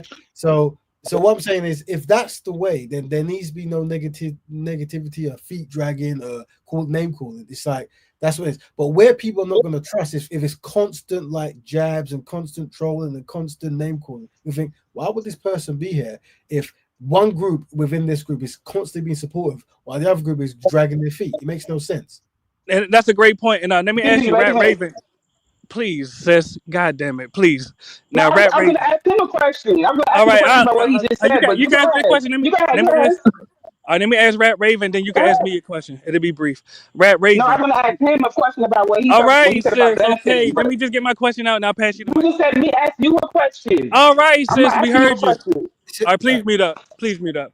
You have too much testosterone. I won't. Now, Rat Raven. We're gonna push you down. We're gonna push you down. We're gonna push you down. Remove. Sorry, you can't. If you're gonna come to Black Baron broadcast, you gotta respect the sisters. We're all about. You can't say, you can't say all that, man. And the thing is, that's the thing. I genuinely want to take you serious, like you know. And people say, why you take such a ideology serious? Well, obviously, if you cannot read the room and see that we value discipline and masculinity, then you know, being in control of your masculinity is important, and not mistreating black women on a Black Betterment station is key. So, brother, unfortunately, you've disqualified yourself. You gave yourself a yellow card there, brother. But sister, go ahead, ask your question. So, Raven, when you were saying about people who are part of these other groups, mulattoism, Hebrewism, Moorish, whatever, right? And you said that they can benefit. I was just going to ask you, because he hasn't been around this channel to hear all of your different slides and all of you. If you could provide examples of what you mean by benefit, that's all I was going to say. The thing is with that gentleman there, is like his name was Afro Diaspora before Son Brother Raven, yeah, that was his name before. And I refuse to call him the M word, and I will never be calling no, you know what I mean? That's a very derogatory term, but his name was Afro Diaspora. What had happened is that he was around a lot of unsynchronized Sun people that would kind of refer to him. They found out, you know, about his complexion. They found out about certain admixtures, and they became very unsynchronized. So what happened was with the brother, with all due respect to, because he's brought a lot of good context to many of the panels. What happened is that instead of developing a strong mindset of looking at it like, well, they're unsynchronized and that I will never become them, he became them.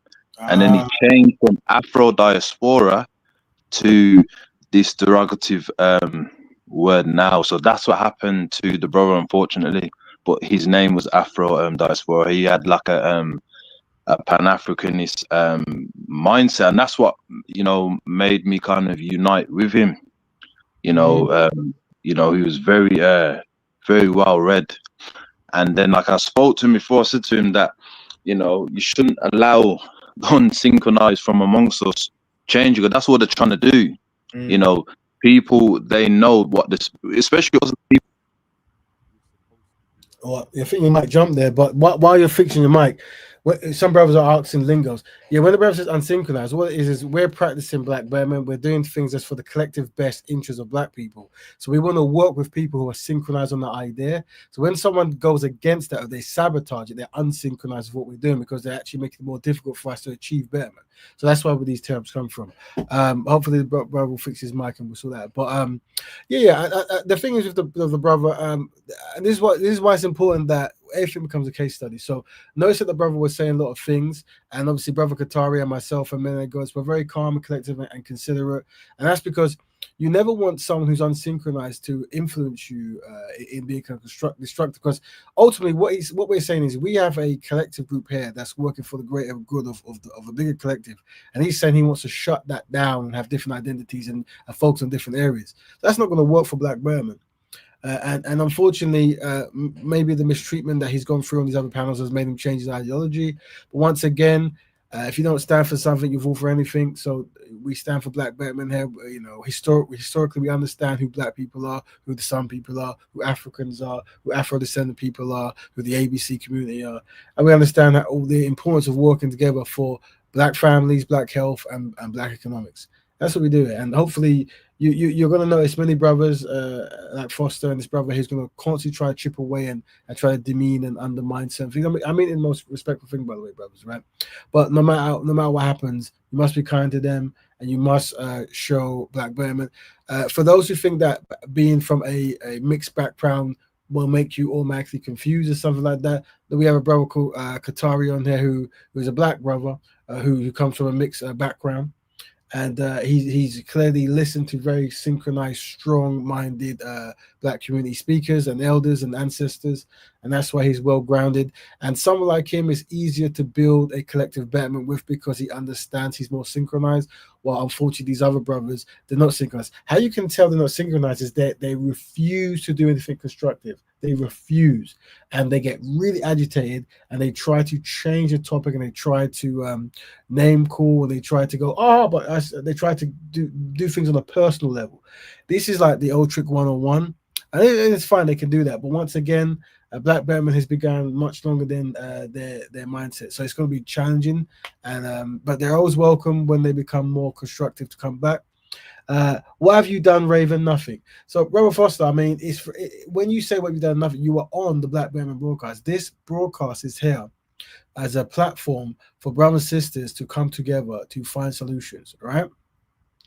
If you don't know who I am, that means you're probably not in the Black community, because if you do any kind of constructive work behind the scenes, you're going to see me.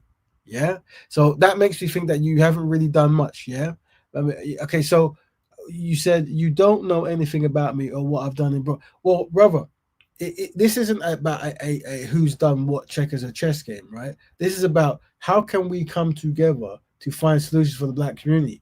We might not be on the same page because you might not want to do anything for the Black community to which you have been included, right? You're a member of it, regardless of your parentage, right? But you're not best satisfied with this. Some historical angerment has hit you, and you've come in with this like, who are you? Like it's competition, right? At the end of the day, you're on this platform. You're more than welcome to make a constructive platform that I'm happy to jump on. And if you were to do so, I would speak to you. You don't speak to us. You stay in the group and you use these comments. You go on other forums and you discuss what you're discussing. But you're always welcome to come on here, and we will be very constructive towards you, and we'll try to include you best we can. But if you're going to be self-sabotaging and you're going to practice bad intentions, as you see, you're going to try to get other people to benefit, try to annihilate what we're doing, or try to delay what we're doing, then you're going to have to go on timeout because we can't really work with people such as that. Yeah? You haven't qualified. Go ahead, brother. Sorry, Raven, to interject, my brother, because I'm agreeing with a lot you say, and I also understand everybody's point of view, because this is the thing, right? I listen to my people, right? And because I'm mixed race by the oppressor, labeled that, right? I know how to listen to my people because we all have different cries within our shades, and this is very easy to understand what's going on. Now, there's many mixed race people, many dark skinned people, many red bone, all of that, where we all feel separated. We all have our own reasons and experiences to feel separated and to feel as we do. But at the end of the day, we all come under the one spectrum of Black, right? To the police, to the system, to all of that. We've always been labeled as the Negro also, whether you was Incan blood, you know, we've always been looked at as one, you know what I mean, by the oppressor even. So all we have is different shades, and now people are getting lost within their shade. You know what I mean? So and thank you for that, brother. And what I would say, the strategy that I would, because obviously we gave an example of maybe a brother who fought one way, and after being bombarded with certain kind of information, he turned to another new ideology. And what I would say is, always try to think about things about you know, that the greater black community are always going to experience certain challenges and dip and dive, but you want to find a small amount, maybe 2.5% of synchronized black people who understand the importance of coming together. And with those, you want to plot and you want to make and you want to design institutions and ideas that push black people forward. So whenever you see these people who are unsynchronized, it shouldn't really matter, because it doesn't take 90 people doing something to make a difference. It just takes 2.5% or less, right?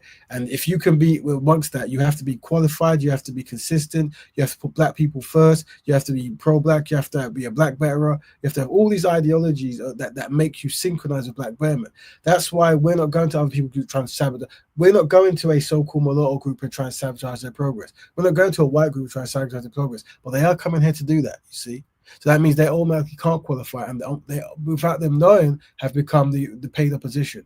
So all you have to do is don't let the unsynchronized make you unsynchronized. You just find the synchronized, which will be a small number to be consistent with. And that way, that is a solution. I think Brother Kel wanted to speak. Go ahead, brother. I'm in my room. Let's see some of the things. So yeah, name calling. So once a person gets the name calling, that means they've tapped out. That means they've said, you know what, I can't really do any kind of intellectual stuff, so I'm just going to name call. But once again, you don't recognize that Speaker's Corner is the greatest training ground of all time. If you're from Brom, you should come down, because if anyone who can stay 10 hours at Speaker's Corner, all these techniques don't work. Once I said, the brother has to know you are loved, and know that when you become synchronized, if ever, you're always welcome to do constructive work. But until then, people are going to see you as self-sabotaging with bad intentions. But know you are loved. Now, family, we've gone for an extra hour, which we don't tend to do, but it is a very passionate topic. Would anyone like to ask anything before we go? Now's the time.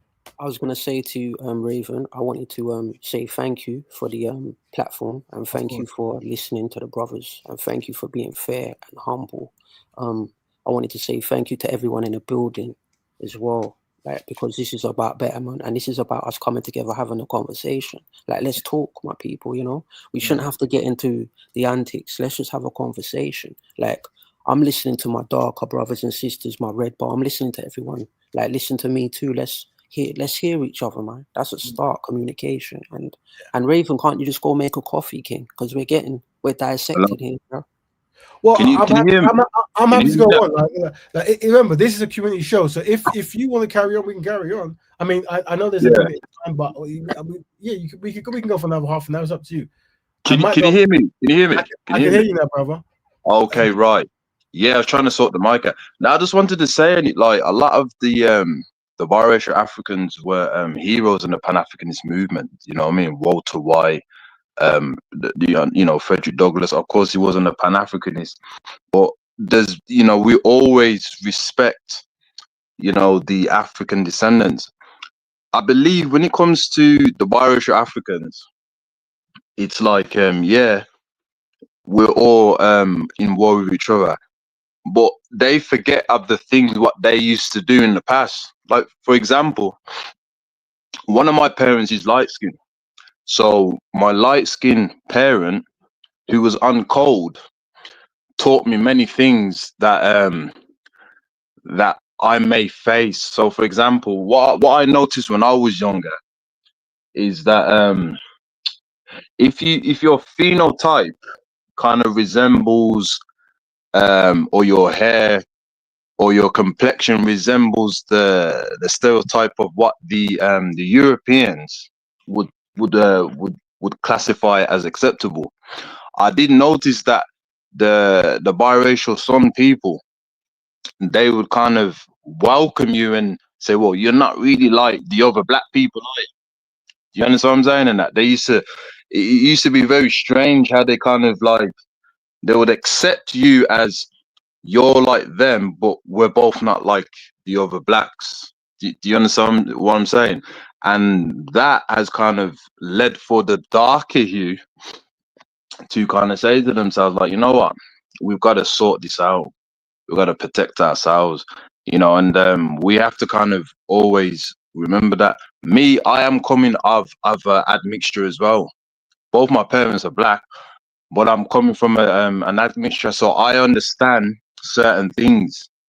I understand that when it comes to how we're seen and how we're looked upon. If you're light, there's acceptable that you're gonna go through. If you have a straight nose or if your hair is curly, we get these things, we get it, but we have to kind of stay on code, man. Like, not kind of buy into these stereotypes of saying, well, you know what, if that's acceptable, I'm gonna oppress the rest. And I believe when we're dealing with the darker skin from our people, yeah, and the lighter skin from our people, there has to be a balance. And no disrespect, but I've noticed that with the biracial Africans, like I was listening to the show with the exception of you, Qatari, because I know you're African, what I mean, you're uncle. But when I was listening to that show with Son Brother Raven, and the way how those Son people, the sister and other brother who was next to Brother Raven, when they're calling themselves mixed race and things like that, they're actually defending the Europeans, Asian, Middle Eastern. They don't even realize it. When you use that word mixed race, you automatically have put yourself in a position of, I'm going to defend the oppressors. Half caste. You understand what I'm saying? Or like and if you notice psychologically, that's what they were doing. The moment they say, I'm not part of black and this and that, you're defending it. So we, as African people, right, we're going to find that offensive within ourselves, because the biracial Africans, to be honest with you, Qatari, and that, got the same complexion as the non-biracial. Brother Raven, both his parents are black. Do you understand what I'm saying? And that. And some of the biracial Africans have his complexion. Some of the biracial Africans have my complexion, and I don't have like that type of. Do you understand what I'm saying? In that, so it's like it's very difficult to say, oh, you've got a European mum or an Asian mum or a Middle Eastern mum. Do you understand what I'm saying? In that, but it's what we do as Pan Africanists, those who are trying to be black betterists as well, is that we go by your mindset. And for me, brother, when I hear mixed race, as I said, or anything to do with half and half, that's where I get very skeptical. That's where I have to say, you know what, I have to keep arm's length. If that makes any sense, man. What do you think about that? You're asking me, yeah? Yeah. I agree with a lot you say. Especially if you're getting a biracial African. Some people in the comments said you can't get a biracial African, but you can, because it's like if you've got an African parent, let's say he's from Nigeria. My parents from St. Vincent, so it's from the Caribbean. But obviously Caribbean people know that we come from Africa. So this is what I'm saying. Me being in the UK, being in Europe, being in London, I know that I go off of genetics, right? I don't go off of the titles and stuff. So my father is from St. Vincent and my mama is from the UK, right? But the brother Pan in the comments said just a minute ago how if you got a cup and it's got 40% cream and then 60% obviously coffee, are you black? And I'm like, yes, because if we're dealing with melanin, right, the gene melanin is always stronger than a white gene. And if it wasn't, then we wouldn't be called the N-word when we leave our door and when we're dealing with police. Police label mixed race children the N-word. And I don't even need to go off of the supremacy. I can go off of my gene and off of my father and off of how I look. And I am brown skinned, under the sun, I'm even more dark. So I go off of that, off of my gene and off of what I know. So Qatari, can I go? I was wanted to address the coffee example. Yeah.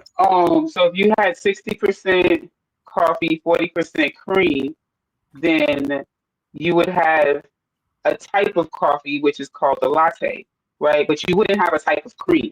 You definitely wouldn't have a type of cream. So there's different types. There's espresso. There's different types of coffee, and a latte is a type of a coffee drink, right? So if the main ingredient, the majority of the ingredient is going to be coffee. That's right. And you have a latte. Just so it's a stronger thing. So yeah, that's to answer the question. Yeah. So I mean, what I was going to say is, what what what what what we highlight here is mindsets and behavioral patterns. So Brother King Cal, Sister Melee Goddess, Katari, myself, and some other brothers and sisters who come in week to week. Regardless of where we come from, our backgrounds might be different. We might be Afro Caribbean, we might be Afro Arab, we might be Afro biracial, we might, all these terms, right? We might be labeled these terms, right? But we understand how to be synchronized on the greater black good, right? How to work together, right? And we're trying to be solution based. But when brothers and sisters come in and they're constantly picking, they're constantly filibustering, they're constantly trying to have the last word and be smart. And then when you ask them stuff, they just say a whole lot of words that doesn't seem to add up to then you think, okay, well then these brothers and sisters are not really about Black Betterment. They're not really about this kind of stuff.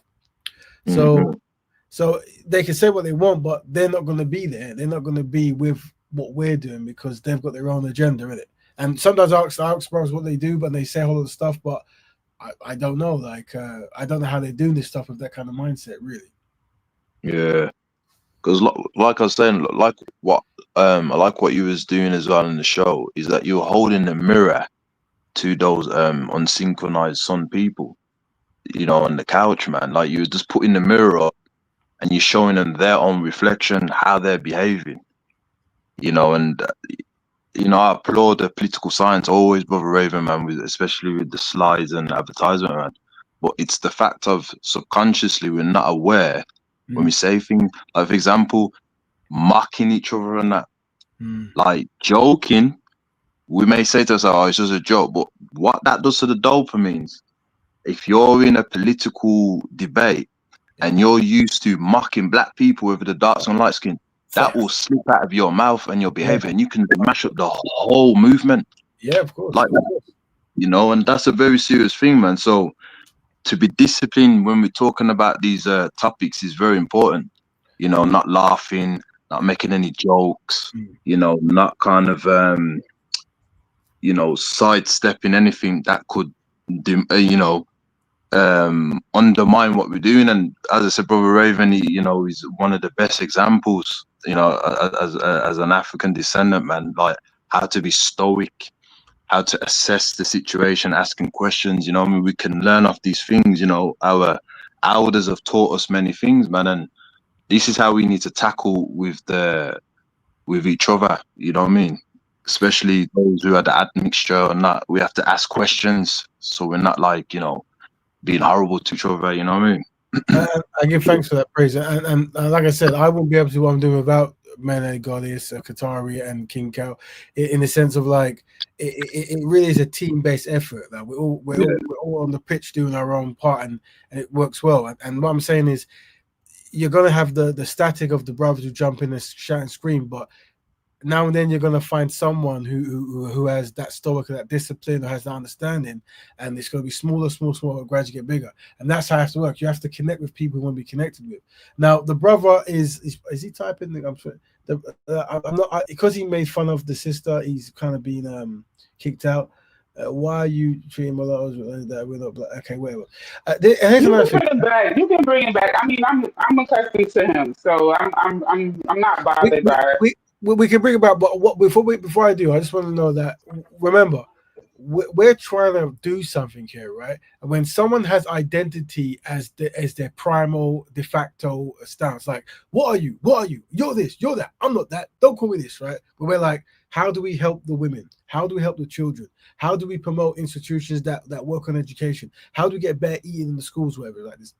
That's what we're trying to do. But someone's like, you're not black, you're black. You look at your hair, look at your it's like, the way I see it is, this goes from a tactical meaning to a traumatic meaning.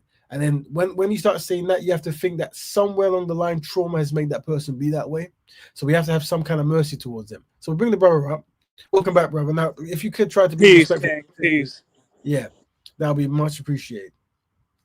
Okay. Yes, and I'll keep it brief. With all due respect, Actually, the sister was being disrespectful to me, but you don't got to defend me. I defend myself. But I want to say this though, and this is the question I was attempting to ask you earlier before I was cut off. Raven, don't you realize that you don't have to be, pardon me, you don't have to pretend to be black to unify with the blacks and work with the blacks? You don't have I to don't. pretend to be black. You could be a mulatto and still work with the blacks that you have a mutually beneficial relationship with. Okay, so be it. Well, if that's the Yes. case, so be it then. Okay. So technically, what you're so it's like this, right? Technically, Yes. what you're saying is what we're doing, isn't it? We're saying that a member of the black community, which might be, as you say, mulatto, we say Negro, we say African, and we say black, uh, wherever you are or you identify as, you can work constructively with the greater good of the community, as in the greater. So there's a picture on the on here of many people of different backgrounds, different hues, different textures, whatever, but they all qualify as black, yeah, in some paradigm. So they're all welcome to practice Black Betterment, even though their phenotypes are diversely quite different. They overlap in blackness, which is the overarching connection. So, for example, mulatto historically could mean something like a black person and a white person. African and a black person are united through the Negro that connect that melanated concept, right? So if you need a word that connects them all, the one that is still going strong today is black. Some might say African. That's why we say Black Betterment is synonymous with African advancement or Afro advancement, right? These are synonymous terms. This document I have here has got this down through and through in it. So we don't get washed up on the name. So I mean, even if I was a mulatto, technically, or I qualify or I want to be, right, or a biracial or whatever, I would still practice Black Betterment. Yeah, you And understand? watch how brief my response is. And I understand that you are perpetuating an identity crisis amongst mulattoes. I'm asking a very simple question: why should the mulatto youth have to pretend to be black in order to unify with you under your Black Betterment movement? Simple Right. question. Here's a simple answer, right? They don't. The truth of the matter is, you can practice Black Betterment and name yourself or be whatever you want within the black community. Now, I thought I've made it very clear. Well, you might Now, have forgot what you said to me. Remember what you no, said? I've been You saying the said same if thing. you are I've been saying the same thing. So here's what well, it is. no, Let's paint the picture. go We've ahead, got go ahead. Jimmy and Joan, and they're both identified because they've raised up as mulatto. They come across Black Betterment because what we promote here, and that is they realize that they qualify as in being able to do activities that benefit the greater good of the mulatto, Black, African, and the Afro descendant community, right? So they do. Yes. So they do, And and they just let me repeat what you said. You might have go forgot. ahead. You asked me would I want to be under the banner of blackness if I could still identify as a mulatto and it benefited the black community. Remember? And then I said in response, no, I don't want to be under the banner of blackness or whiteness. And your response was, then what we are doing has nothing to do with you. Or in other words, the mulattoes that are proud to be mulattoes and don't want to pretend to be black, you said that what you all are doing, even though you're a mulatto, you said that what you all are doing has nothing to do with us. No, no, So back to the well, focal I'll point. clarify. I'll You know, clarify. I got you in a headlock right now. Okay, I know okay, it hurt. yeah, I got you in okay, a yeah, headlock yeah. right now. Thank I you, go ahead, brother. cut So, me off. Go ahead, go ahead. okay, Listen, now, don't have that energy. We just having a conversation. You don't have to have that kind of energy. All that Hold on, showboat, sis. and you're not Sis, let him Muhammad defend Ali. himself. Sis, let him No, defend himself. I'm not. I'm not. This is how we do over All here. right. yeah, we try to Thank be you. All professional. right, But like I sis. said, the thing is, brother, we have two types of conversation. We have a tactical conversation or a traumatic conversation. If sometimes trauma makes people say things, do things. So if that what it is, then we'll be respectful. But I'll say this: we understand that people have a mindset. They've trained themselves, or they've been trained to figure right or wrong that they're something what they are. They're not. It doesn't matter. If mulattoes or mixed race or whatever wish to practice Black Betterment and call themselves mulatto, so be it. Yeah. Here's what it is though. Well, you didn't hear what I said. With all due respect, I the did hear what you question said. was. All right, go ahead, make your point. Go ahead, But make here's your what it is, point. right? This is a Black Betterment movement, meaning we're centering blackness. There are people who don't. Exactly. You're a mulatto, but you center Let the me finish. blacks. Let me finish. I'm gonna finish. There Yeah, are go ahead. people they don't like the term black. They prefer African, and when I talk to Uh-huh. them, I use African advancement. You see, Yes. because terms. What I'm saying. Remember, unfortunately, I say that black people, which include a lot of people, are collectively inadequate. Meaning, we will spend 4 days discussing a title, but we won't actually build a school. We'll actually work on some kind of healthcare or something like that, or try to get people to learn a particular trade. So what I'm saying is, I'm not going to fall for that kind of tempest of talking. Well, actually, no, we can multitask because what you just spoke about building the schools. Actually, I gave you examples of nonprofits and schools that I successfully advocated to bring to my own community. So we can walk and chew gum at the same. So we can walk and chew gum. Well, I appreciate you saying that, but let me lay my plane, though, brother. I appreciate the praises, but let me land my plane, though, brother. It'll be so brief. The point is, why are you, as a mulatto, centering Black people when you know in reality we have a mulatto on the panel that just told you the actual Black people told him that he was not Black? Why not center your own? Let me complete the question, and I promise I'll mute up, brother. Why not center your own people? Just as it would be hypocritical of you to center whites, it's also hypocritical of Once you to again, center blacks when I'll you're a give you the mulatto. answer, and I know you can understand. This doesn't make any sense. It doesn't make any sense. It makes perfect sense. It makes perfect Brother, sense. you know why it doesn't make any sense? You have Black people that will tell other Black people who have straight nose that they're not Black. You have some Black people who tell other Black people that your hair is not afro enough or straight enough, and they're dark and they're medium. Brother, this And you admit is that that's a Black issue, right? That's an issue that you blacks must solve. Right now, we're no, speaking that's about what we mulattoes. all no. But even the biracial Africans do the same thing as well. Told ya, a lot of us grew up around those some brother and sisters, and they said the same thing. Oh, you don't have that type of look.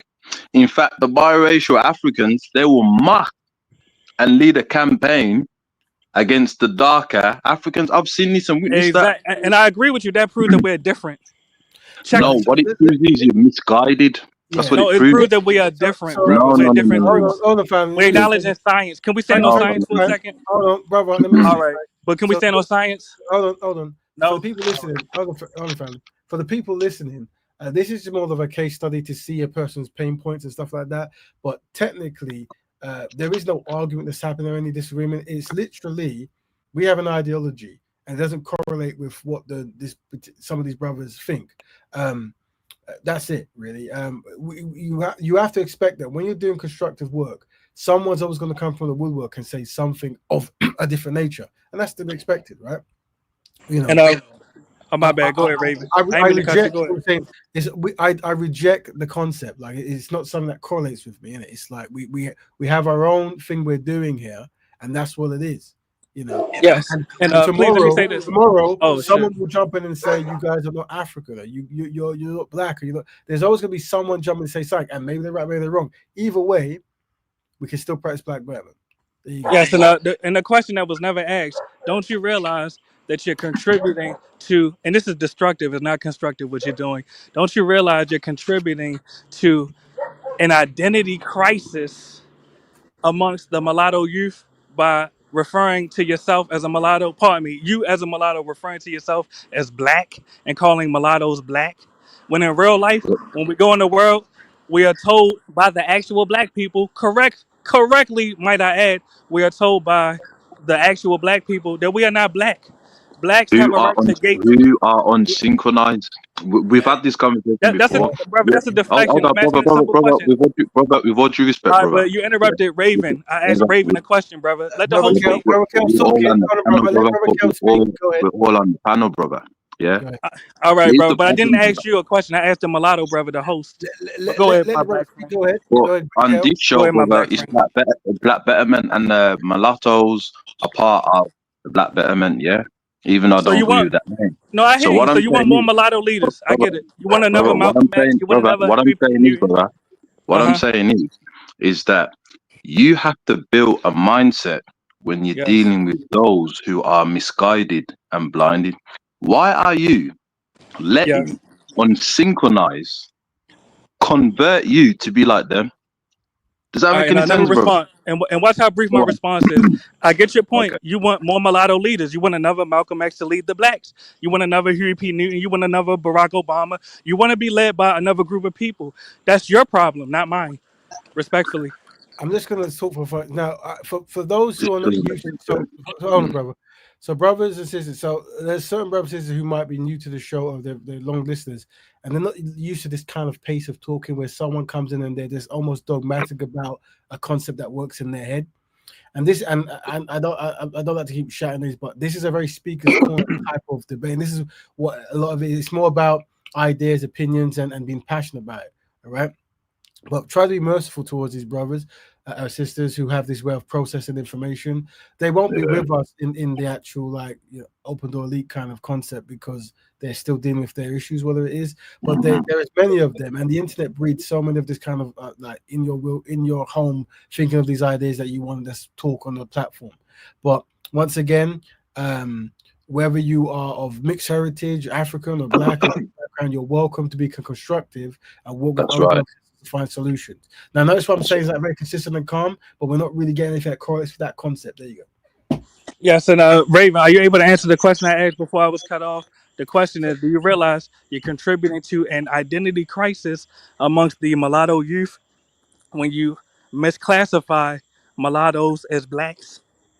Well, the thing is, brother, I disagree with the concept and the premise, right? Because I disagree with the concept and premise, we're going to have difficulty understanding each other. It's like, someone could say the same thing about why do you use black and not African? And they're beautiful concepts and beautiful ideas. But once again, we say that this is a branding thing, right? We're using branding terms that everyone knows, right? And there's a greater collective, meaning the group you're describing and the other group you're describing are both within the same greater collective. This way we can create solutions and institutions based upon both groups under the word that connects all the people. So, but Raven, you're deflecting. The question is black coffee? They gave you a very logical answer. No, it's not, brother. There's no simple power question: is in black mulatto. coffee? There Is black brother, coffee? I'm asking the question. Is black coffee? Answer that question. Move on. Please let him answer that question. Is black coffee the same? No, move on. We asked that question. With all due respect, brother, there is no power in the term mulatto. There is no continent or country named mulatto. Is it a country named black? Brother, wait there, brother. There's power in the term Africa, and there's definitely power in the term black. Why? Khalid Abdul Muhammad says black is consciousness, culture, connection to the creator. You see what I'm saying? And there's power in the term black. Is there a country called black? Africa, hold on, brother. There's power in the term Africa and black. There's no power in mulatto. You cannot find you repeated that. I heard you. I'm asking, is there a country called black? Checkmate. Black is connected to Africa. There is Sudan. You can't look up black and find Africa. The host is biased. Black is connected to Africa. Black is connected to Africa. I'm asking a question. Is there a country called black? One at a time. Yes. Sudan. Sudan. Yeah, Sudan. One mic at a time. Let me respond. What country is called black? Sudan means black. Sudan. That's not called black. Checkmate. No, yes it is. Is there a country called black? You mean it has to be in English? It has to be in English. You're not calling yourself Sudanese. You have a very Eurocentric mindset. But you call yourself black in English. You call yourself black. But I'm also open to other languages of black. But you call yourself black in English. Checkmate. So you have a very Eurocentric mindset. You call yourself black in English.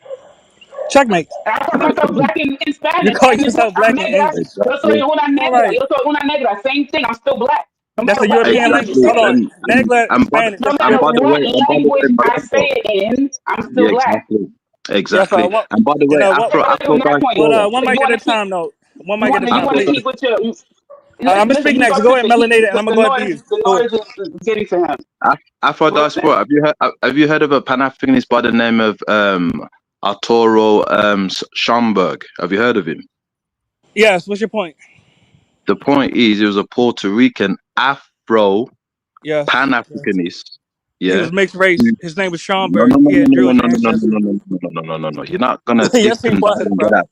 You cannot erase our history, brother. No, brother. He identified with Africa, brother. But what did his blood say, brother? No. He identified with Africa. A mixed race. Checkmate. No, brother. One mic at a time, though. Let Cal speak, and I'm gonna go after him. Go ahead, Cal.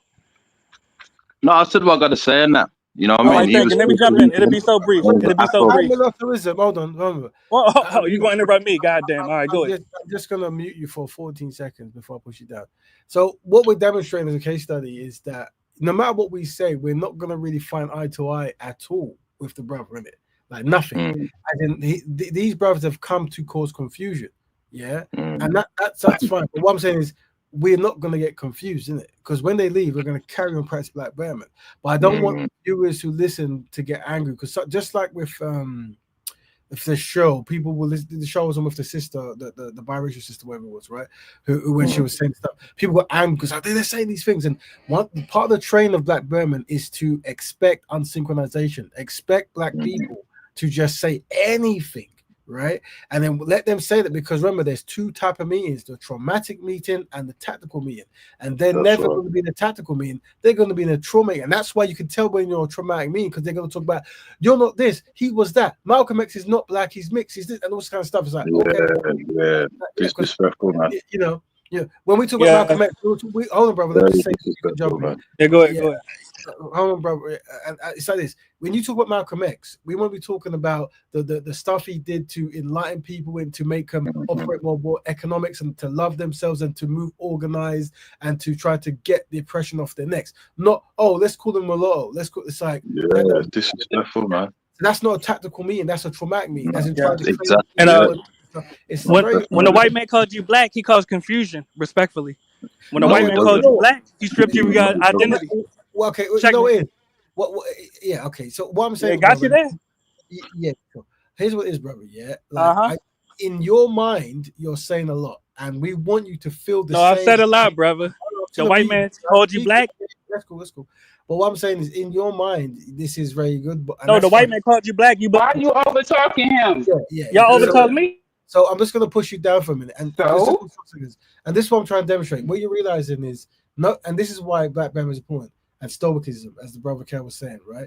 When a person can't keep their composure, but the conversation is about constructive solutions, you already know something else is in the brain of that person. Something else is going on. Yeah, and we've seen this behavior before, where no matter what you do, they're dedicated to confusion, right? And they're trying to give themselves self-high fives, all this kind of stuff. But we must let them know they're loved. Yeah, they're not important, but they are loved.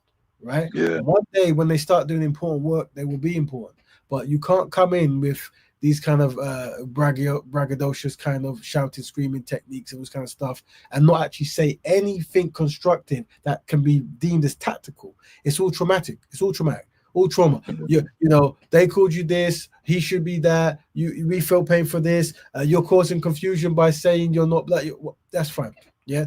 I already said that whether you identify as Moorish, Hebrew, mulatto, freedman, Sudanese, or whatever you identify as, you understand that other people have different terms, and you can work with those the people with the different terms for a greater solution. Now, when you're constructive and that's what you're doing day to day, that makes sense. But when you're about word games, when you're about jumping on panels and screaming and shouting, that's all that matters.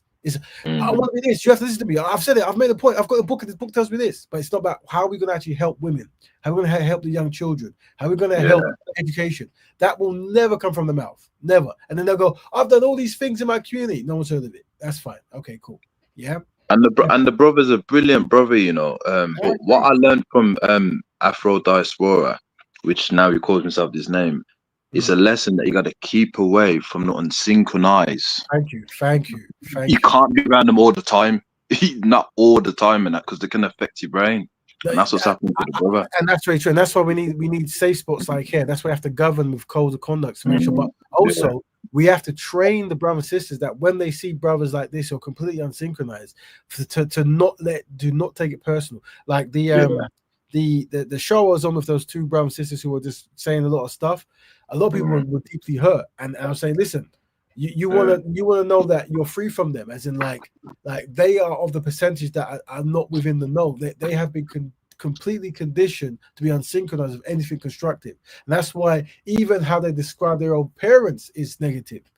Yeah, boy. Parents is negative. She described the community and culture of the people. She even had like in her brain computer to say that her European mother was more African than an African. So yeah, that's mad. That of course. What? Yeah, man, she went I mad. think, you know what? I keep saying I'm gonna watch it, but every time I watch a clip of it, I just get so like, and I know that she's really just, in a way, she's telling her story through her lens, she's sharing her trauma, but I that's why I give props to people like Brother Qatari. Yeah, Like man, we all know people who have mixed heritage, and but they just know what it is. Like all the time, it's not only when they go somewhere else, then it's something else. It's like that's the core of who they are, and they are they're part of the community. It's never even been a thought of not being part of the community. And it's there are people who are part of your community that are going to be just weird and and they're just our weird cousin that we got there. You know what I'm saying? But you're right. The thing is, no, sister, you Mm-hmm. can always ask questions, right?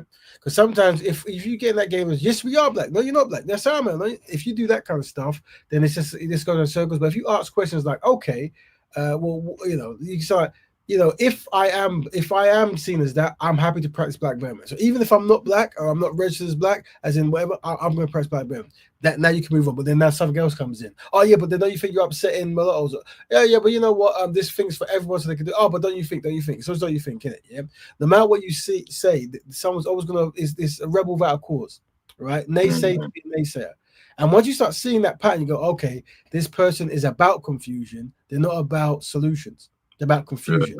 Yeah. And unfortunately, like Brother Kel says, when you hang around with unsynchronized people, you could be the most synchronized person, but as soon as you hang with people who are about destruction and confusion, you might pick up on it. And that's why this live stream is very important, because this should be a safe haven for the most part for people who want to constructively work for Black Betterment causes. Yeah, and that's why Brother Qatari, which is a very important brother, because he's a brother who's gone through the same experiences as Brother Foster and Brother Pan, whatever he calls himself. But yet, because he has been educated from master teachers like Francis Cress Wellston, this kind of stuff, he understands how to be synchronized. He understands the greater good. He understands how to collectivize, right? And unfortunately, hopefully, the other brothers and sisters who are unsynchronized can observe the brother's behavioral patterns, and one day in a future time become synchronized. You see, and that's why. And before we go, that's why Brother Foster will never jump in, but he's always welcome. And Brother Pan will always filibuster and talk, right? And try to look for self high fives. We respect and love you, but at a certain point, I have love for you, I should say. But at a certain point, we need solutions. We need how to operate as a collective. Facts. Yeah, and if you're not presenting that, and the thing is as well, Brother Raven, like the unsynchronized Sun people, yes, that have the admixture, they can identify everyone. I mean, Ed J. Hoover, we all know already the secret. His mother was an African American, and he chose to identify with the European and help to try and destroy the Honorable Marcus Garvey's movement. Yeah. We know some of those American presidents like Thomas Jefferson, George Washington, I think Andrew Jackson, they had that kind of admixture as well, but they still chose to align with the European. So when we're dealing with our brothers and sisters, who biracial Africans and that, and they're saying that they gotta lead two identities and that. This is what makes us don't trust them, because we have other biracial with African descent who chose to help the European establishment. So something's not right. My biological father. So just for those that we're going to go a bit, but just to understand what the brothers talk about, sometimes people are confused. What we're saying is, when Black people have children with European children, sometimes a phenotypical European is produced, who then becomes passing and then eventually becomes part of the European community. I have this individual sister here, this is what might have happened to her. I am half Black. My biological father is African American. I'm gonna break it down for you because I know what you're thinking. This girl is insane. There's no way. She has green eyes, very light skin, and blonde hair. Like, there's no way. Growing up as a kid, I always got... Probably is lying, but the process is still the same. So it's carrying. That's your stepdad. You must be adopted. This video is honestly for educational purposes to just let you know, like, people can look like me and be mixed. So let me break it down and show you my parents. Alrighty, here is. This is a light-skinned father, allegedly. Obviously, he's married outside the community, and what is produced is a European phenotypical-looking. This is me and my dad. This is. And then what's saying is someone who might look that way, regardless of their parentage, might be more inclined to work for the union, self-sabotage. It's very easy to find a person who is very dark-skinned to sabotage your movement, as in like, in the Black Panthers, we had that, unfortunately, right? So it's going to be even easier to find someone who's heavily in the European community through phenotype to maybe be persuaded easily to be that kind of self-sabotaging agent, unfortunately. Whatever. But yeah, but so those who are watching the show, 1,000 forgiveness is if you're very shocked by certain behavioral patterns of new speakers who have a very unrelenting dedication to confusion and that kind of. But that really, when you go into live debate kind of circles and internet places, that's really what it is.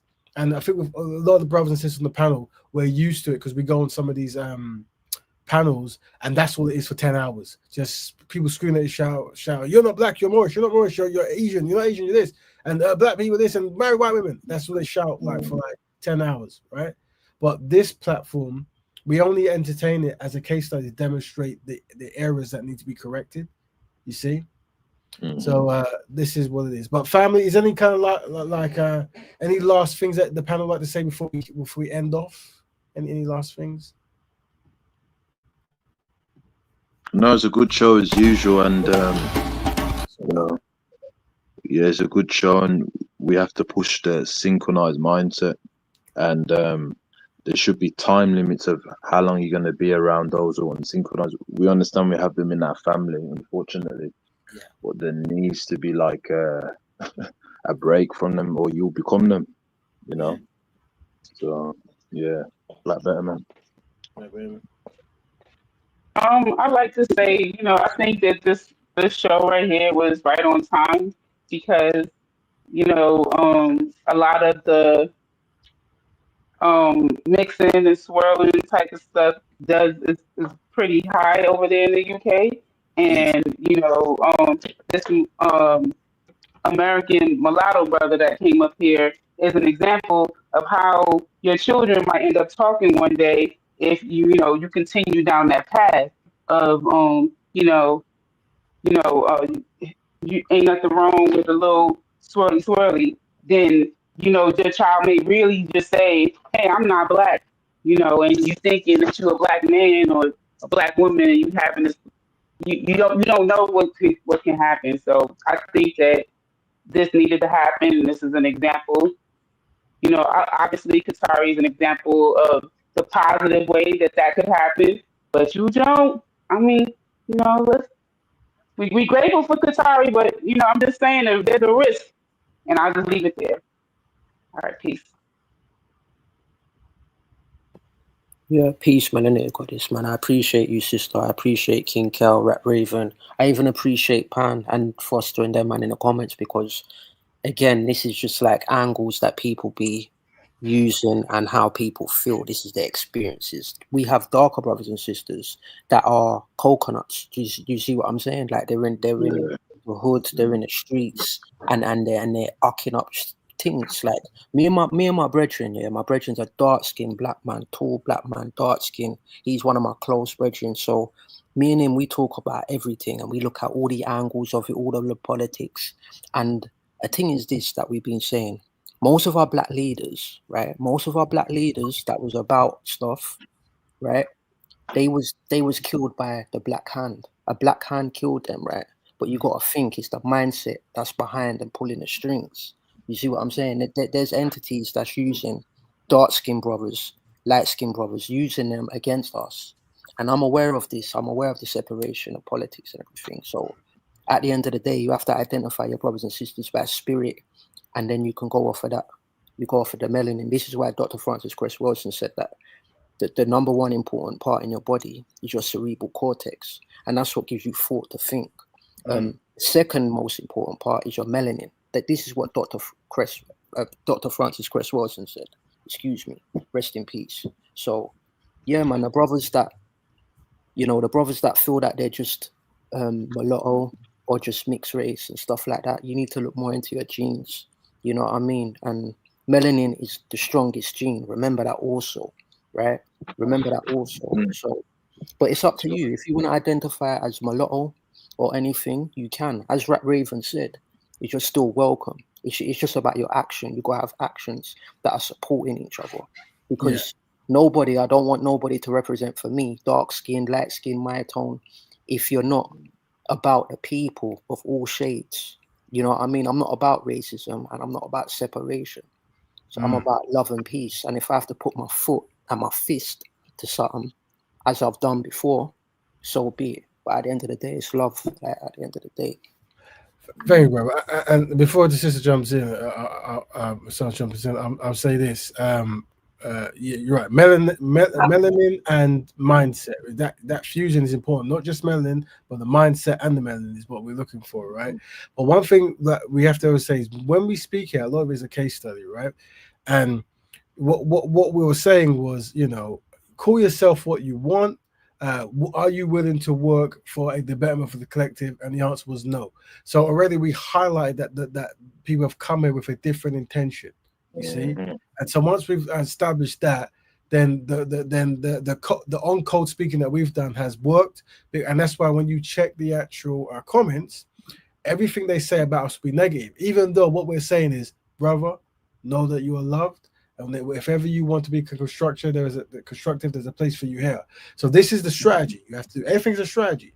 You be kind. You let them know that they're loved. They're not important because they're not doing important work, but they're loved. They can do important work. But what you do is you just keep on being kind, and your kindness will bring out their wickedness. And this is unfortunately what the white supremacists have done to our brothers and sisters. They've turned them into like destruction machines, where even if you're kind to them, even if you include it, even if you agree to their terms, like, yes, you're mother, I'll call you that, just be constructive. They can't do it.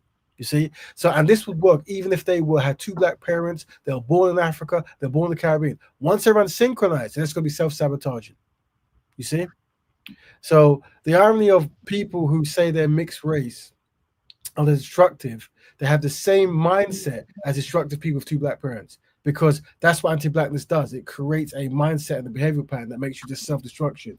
Raven, you have disrespected my mother. I don't. So stop. I've never disrespected your mother. Even if your mother is white, we want you to look after her, and we want the best for her. All right. I've never said anything about your mother, and I hope you love your mother, look after your mother. So that it's best to not misrepresent me in your. Oh my gosh! We ain't got time for them tears, the mulatto tears. We ain't got time for it. Yeah. And the horrible thing about it is that they never go for the oppressors, man. The unsynchronized some people. Exactly. The unsynchronized ones. They never do it, man. It's like the pattern, isn't it? Yes. Yes. I've told you that this is my conclusion, right? That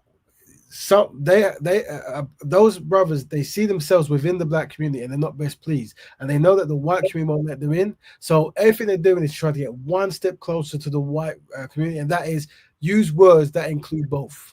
You see, and that's what I've observed through many of these brothers and sisters they're desperately fighting for that kind of label. Their area of interest is how much can you say that connects me more to this group that won't accept me.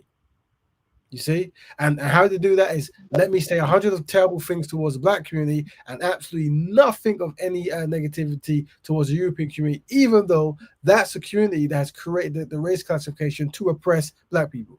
And this is the double whammy that we have to face. You see, we have to face that kind of stuff. But know that you're loved, and know we understand why you behave that way, because you are the byproduct of anti-black racism, and not everyone can withstand that complete pressure of constant insults. It's hard, but know you're loved. Any last words, family, before we go? No, Black Betterment, brother. Black Betterment all then. So Black Betterment. Everyone catch us here next week, and we might have a part 4. We might do something else, but it's good to and if try to be solution based, but if you're not, we're going to use it as a case study. So until then, for everyone who practice Black Betterment, know that you're important. And everyone who doesn't practice Black Betterment, know you are loved. Black Betterment all. See you next week. Black Betterment. Love King. Love Queen.